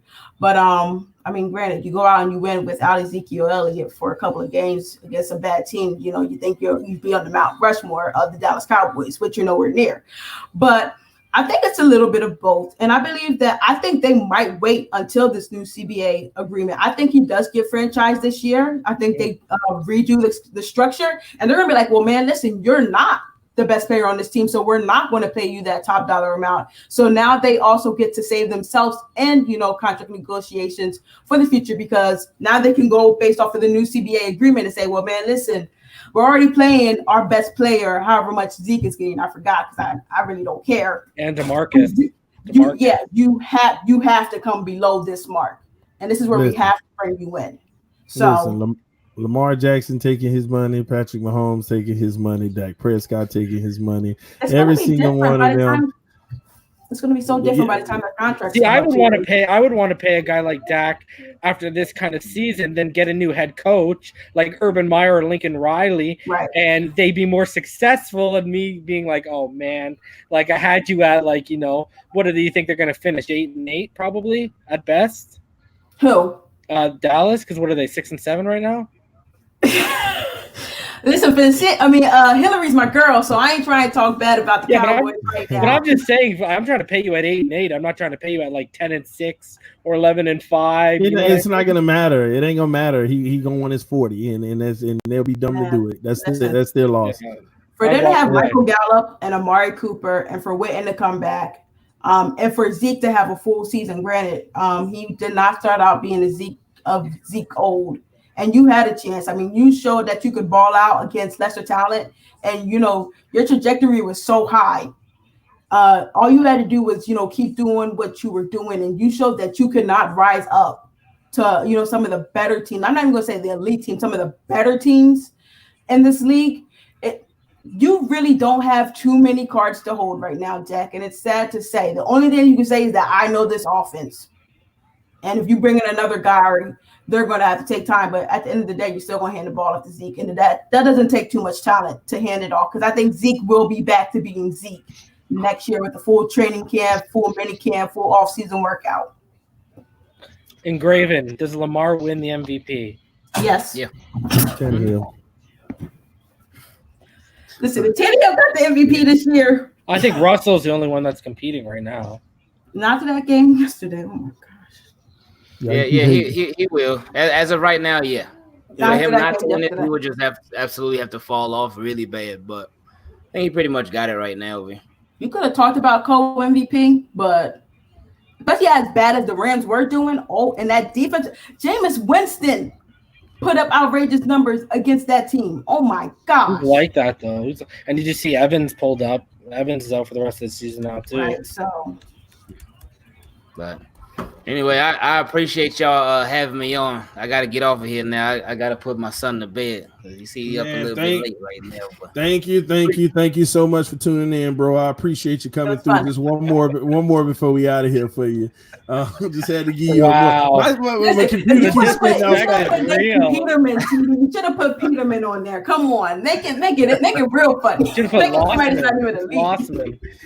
Hey, Sam Darnold's still funny enough, but shout out to you, Engraven. I'm gonna hit you up, bro. Hey, appreciate y'all, man. All right, TD, Reason, Finsanity, appreciate y'all, man. And everybody in the comment section too. Thank you. All right, bro. I'll see you later. Yeah. Man, this game has heated up. The Eagles just scored a touchdown with a minute and 53 left. Ertz, Insanity. Oh my gosh, Ertz for 6. Ertz for 6. Finsanity about to go down. What's the score in your fantasy, Finsanity? 116-104. They have 104? They have 104. Did Ertz points come through? Yes, they did. Wait, no, I don't know yet. Hold up. Yes, they did. He's on their first receiver. Yeah, it did. I don't know. That's 116-104. And who all do they have? No, never mind. It's 110-116. Ooh, 6 points.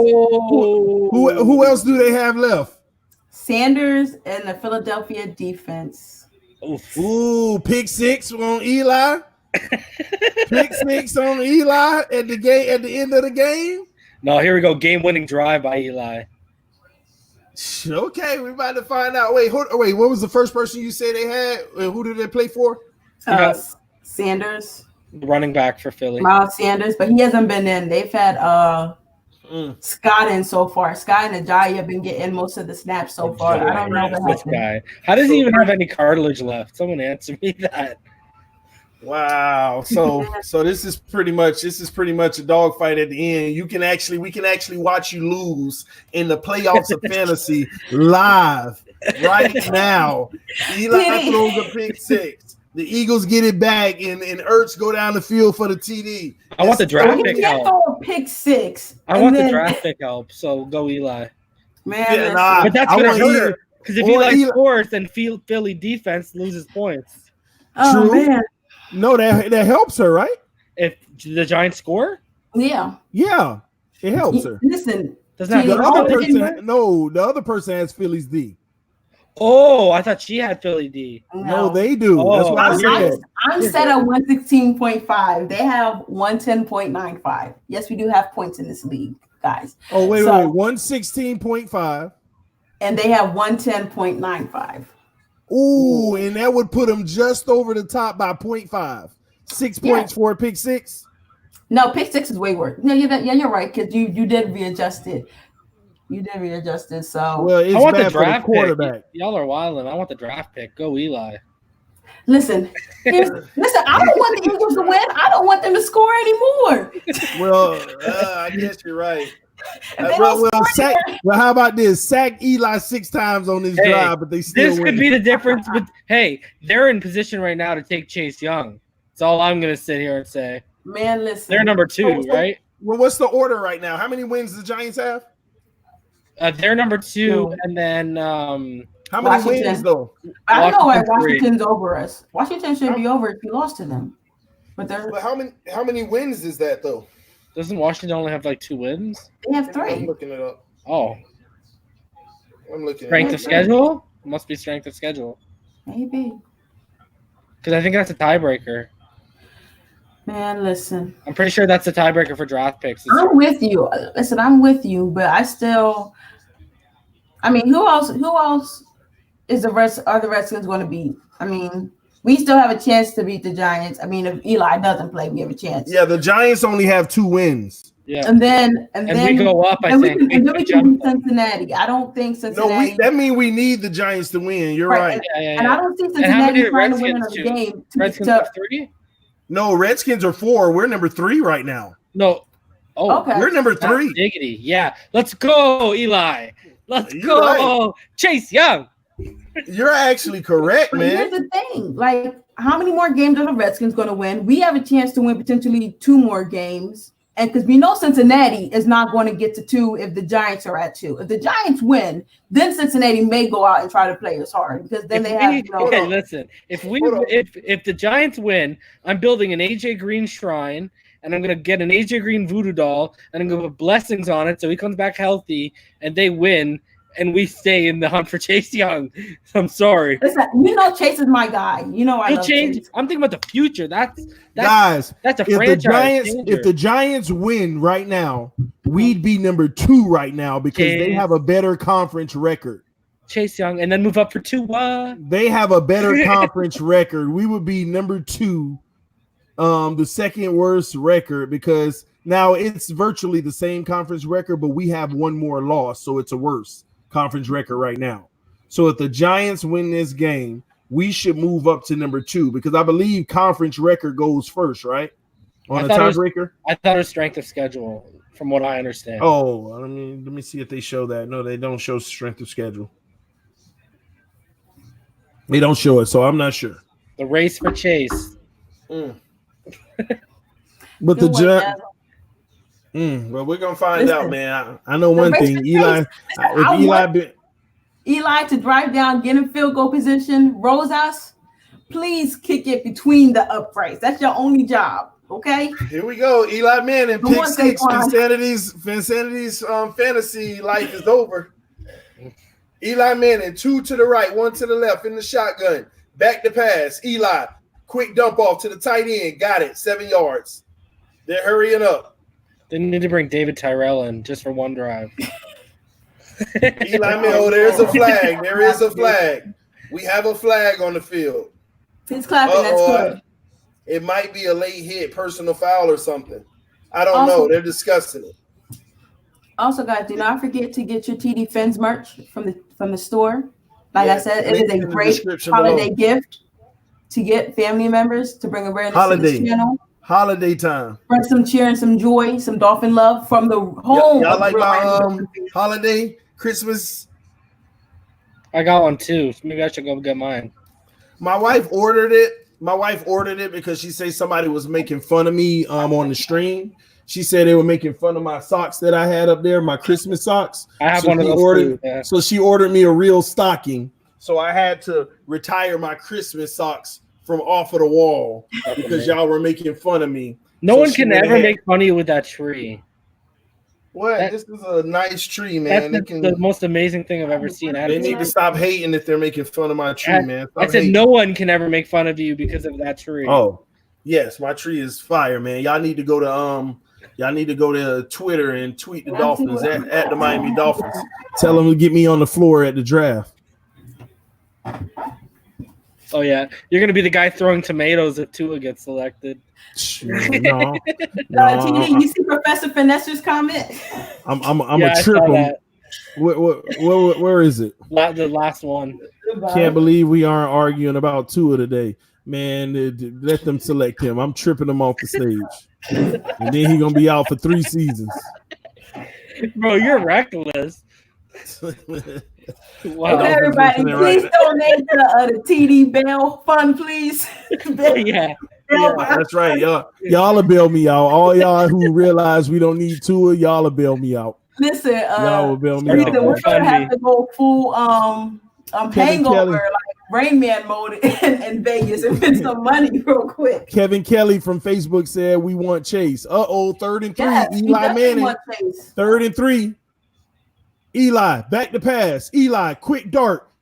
Incomplete. Oh, that you got to catch that. That's a pass interference. They're about to punt the ball. You got to catch that though. Eli, That's not pass happy. interference. It's Ertz time. Now Ertz gonna get a touchdown, or Miles Ertz Sanders time. gonna break a 40. And Kevin Kelly, I see you from Facebook. Say we won't chase. Shout out to everybody on Facebook watching right now. We're on YouTube and you gotta Facebook catch that. at the same time. So shout out to everybody over on Facebook checking out the stream right now. I see your comments in the comment section. If you're on Facebook, check in the comment section and let everybody know you're here. All right, the punt is off, guys. All That was right, a nice throw by Eli. Yeah, Ertz is back to return. Ertz is gone. He's running. You know I'm watching it right now, right? Like I'm not even paying attention. Oh man. No, it's the fact that Ertz really is his go-to guy that is just like, oh my gosh. Please just throw to Goddard or something. Throw to Goddard or take a white side. Alshon's out. I don't know who Eddie Ford is, but he done dropped a whole bunch of balls in this game. You see, Just throw to anyone else. The Eagles have no chance of making the playoffs unless they win the division. Look at the Cowboys against everyone in division leaders. Like, I know, right? One and done, buddy. Terrible. One and How done. much time? It is 1:25 left, and the Eagles have the ball. We actually don't want the Eagles to win. Trips to the left, one to the right. Wentz is in the shotgun with a running back on his right hip. The ball is snapped. Wentz is back to pass. He fakes the screen, throws it to the other side for a screen. His runner has room and gets 13 yards on first down. And the clock is ticking. Oh, no. The clock is ticking. 1:12 left. 1:12. 1:09 left. Clock is ticking. 1st and 10. Eagles at the 36-yard line. Trips to the left, one to the right. Same formation. Back to pass. Wentz steps up, makes the throw. Ooh, was that underthrow? Incomplete. He dropped it. Incomplete. Yeah. Incomplete. 2nd and 10. Did I not just say 84 was dropping everything out there? Somebody said the needs a defense to hold up. Somebody said the Gates. No, listen. This is what I want. Parker. I want them to get in the field goal position. Listen, a field goal does not hurt me. They have to cover 6 points. That's 60 yards in TD's league. As long as they don't score a touchdown or cover 60 yards, get in field goal position, and I'm cool. You're being selfish right now. Chase Young is on the line.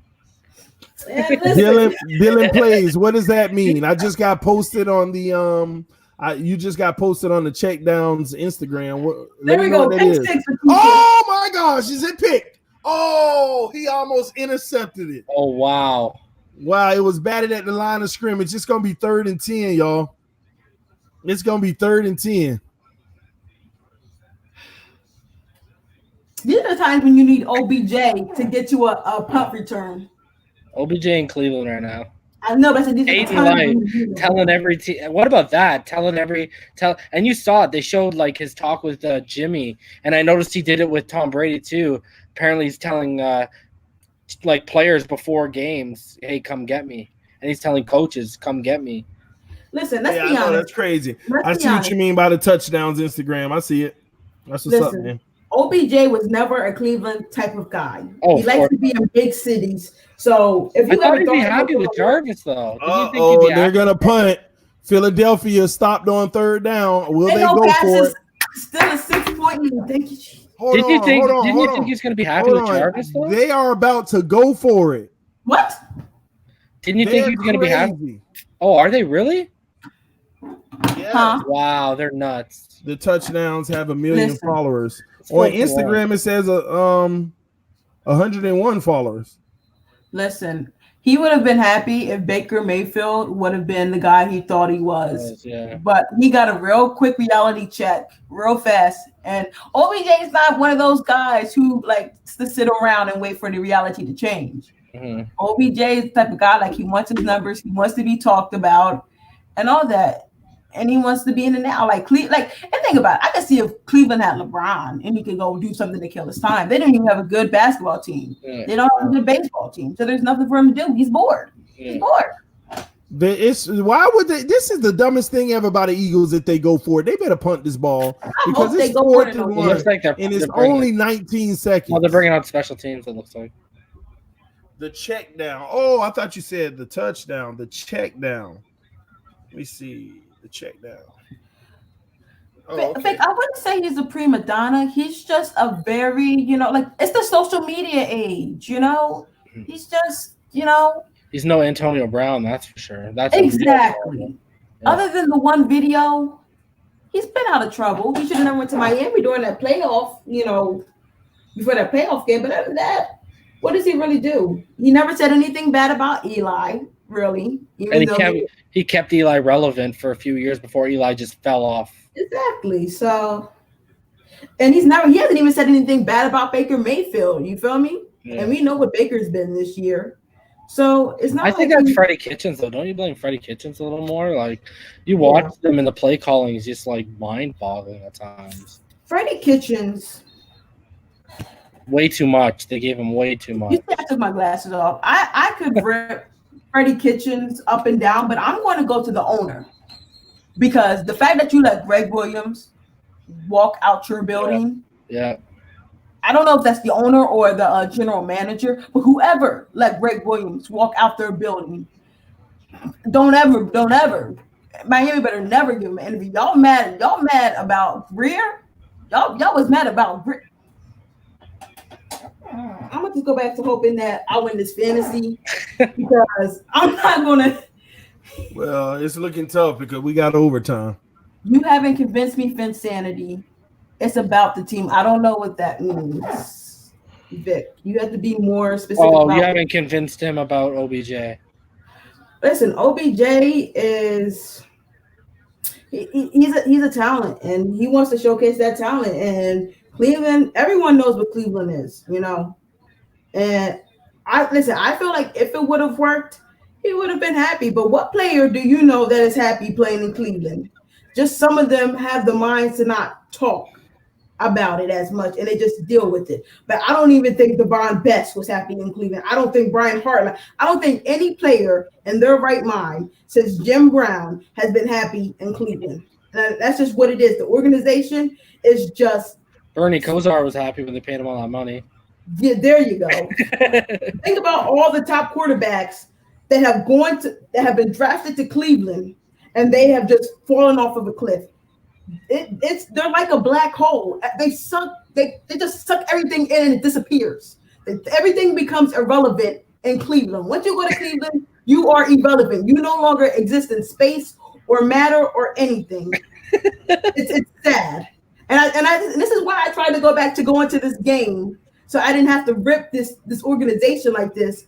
But this is just crazy. And we all said OBJ never deserved to go to Cleveland. That's something we all wanted before the season even started. We said, yeah, it was good for him because he would have Jarvis with him.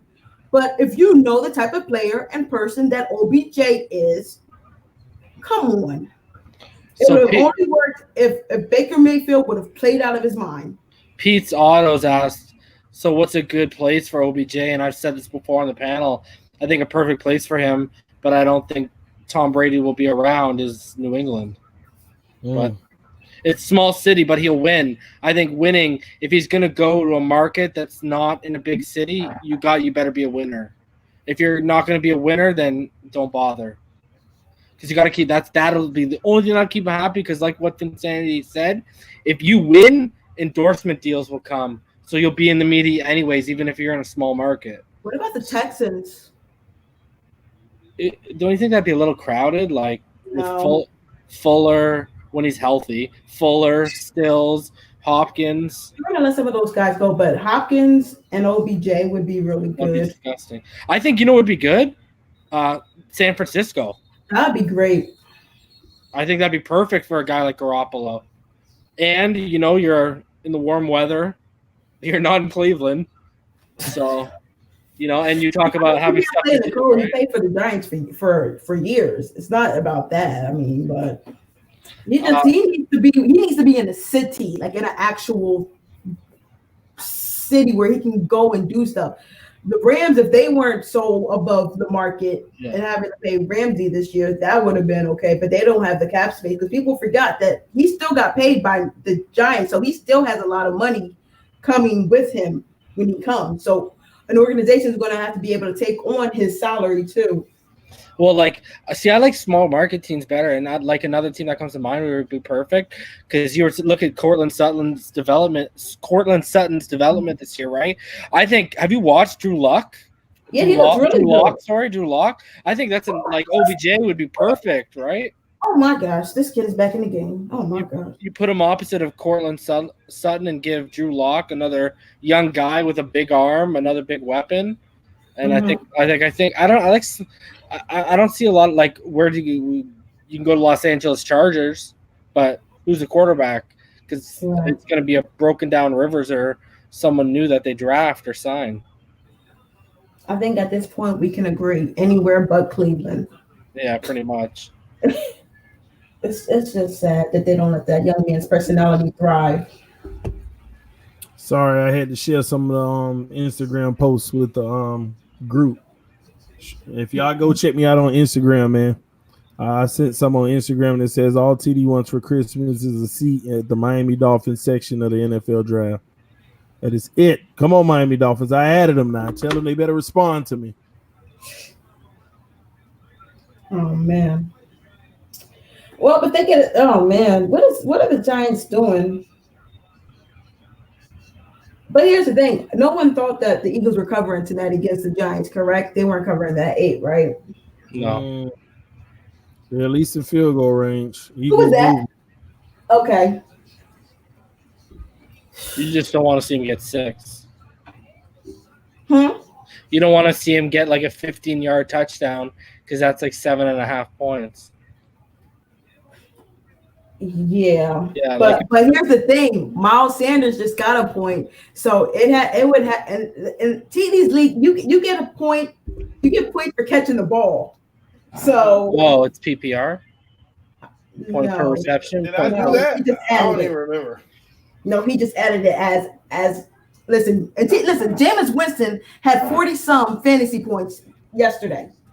Wow. In my league, I forget what I had, the 20-man, but I had Breeze and he had 55. Ertz touchdown. Ertz. Nope, I'm watching. Don't get nervous. Don't get nervous. Listen, TD, you need me to carry this. You feel me? You need me to carry this over the threshold. All right, Vincent, I'm gonna root for you for this once. This one time. Then I congratulate you when you got your first and only win. Man, ooh, shade, real shade, huh? All right. Now you beat me, so I mean that's. I hope Ertz score and get a 2-point conversion. All right, 3rd and 2. There's a huge 3rd and 2 right here. This is it. This is all the marbles. All the marbles right here, man. And they're going to miss it. They're going to decide if they're going for it or not. See, the tough thing about overtime, if you get the field goal and not the touchdown, every play is 4-down territory for the other team. Yeah.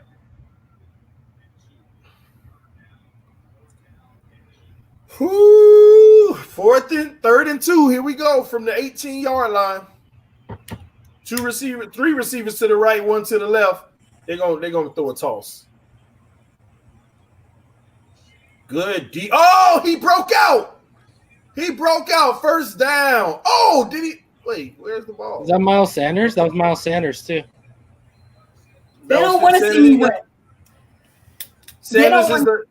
Sanders almost ran that touchdown too. I'll tell you that would have been a wrap. That would have been a wrap. He almost got that touchdown. It is literally 116 to 113. Wow. Oh Neither my gosh, one of them can score. I don't know why Ertz. I feel like Ertz is about to get in here. You don't you have that really like that weird feeling that Ertz is about to score again? It's Ertz territory. This is his territory right here. OBJ to Dallas. No, they got to pay Amari, and then they got to worry about Byron Jones. Oh! The running back, he got another 7 yards. That was the backup, though. It's not. Why couldn't he just score? Take me out my misery. Man, it's 2nd and goal. Oh 2nd and goal. Shout out to our Facebook family watching right now. Our Facebook family in the building. We got 20 from Facebook and 75 from YouTube right now. Man, everybody start sending your prayers up. Five and a half minutes left. Eli looking over there like, please just keep him out of the end zone so I get a chance. Wentz under center. Wentz needs to run it in at this point. They're going to throw the ball. We got a timeout. Timeout, Eagles. Timeout by the Eagles. Yes, say welcome to the Facebook family. We got over 20 people on Facebook watching right now and another 100, well, not 100, but 74 on YouTube. It's a light night. Usually we got about 150, 200 people in the room, but it's a light night. I know the notifications didn't go out, so that was pretty tough because we streamed about 6 times today. We had about 6 videos that's posted today, so y'all go check them out, guys. Make sure y'all go check out the channel, all the videos we posted today. Some good stuff. Second and goal. Wentz is on his way back out, man. Ooh, can they make a goal line stand? Can they stop him in this game? Yo.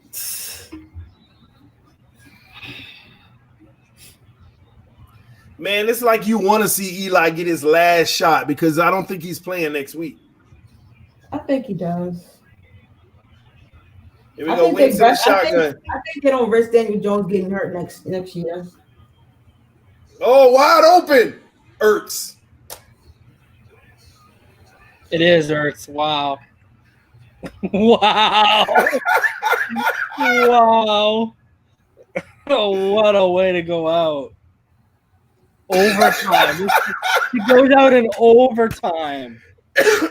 Wow. This man had back-to-back touchdown drives for them. Ertz. Fitzgerald had a 30-point lead before the night and projected to win. I thought she was good, man. No. I knew I wasn't because of that guy. Ertz literally scored. Yeah, but he's so good, so up and down. Go look at his I'm not going to lie. That's a tough way to lose a fantasy game. That is a tough way to lose. This has to be his highest week of point output if you check him out. That is a tough way to lose fantasy. What was the final score of Insanity? Maybe the adjustments. What is it? 119, 116. They went up 119? Yep. Well, and you always have last play, laugh my ass off. Last play of the game. Sorry, keeping it clean. Well, you always have Tuesday adjustments. No, he went fair and square. Yeah, that was his highest output by double. I'm sorry for Insanity, but it don't matter. Reason gonna lose next week, so it don't matter. Nah, He's gonna lose. Reason has a really good team.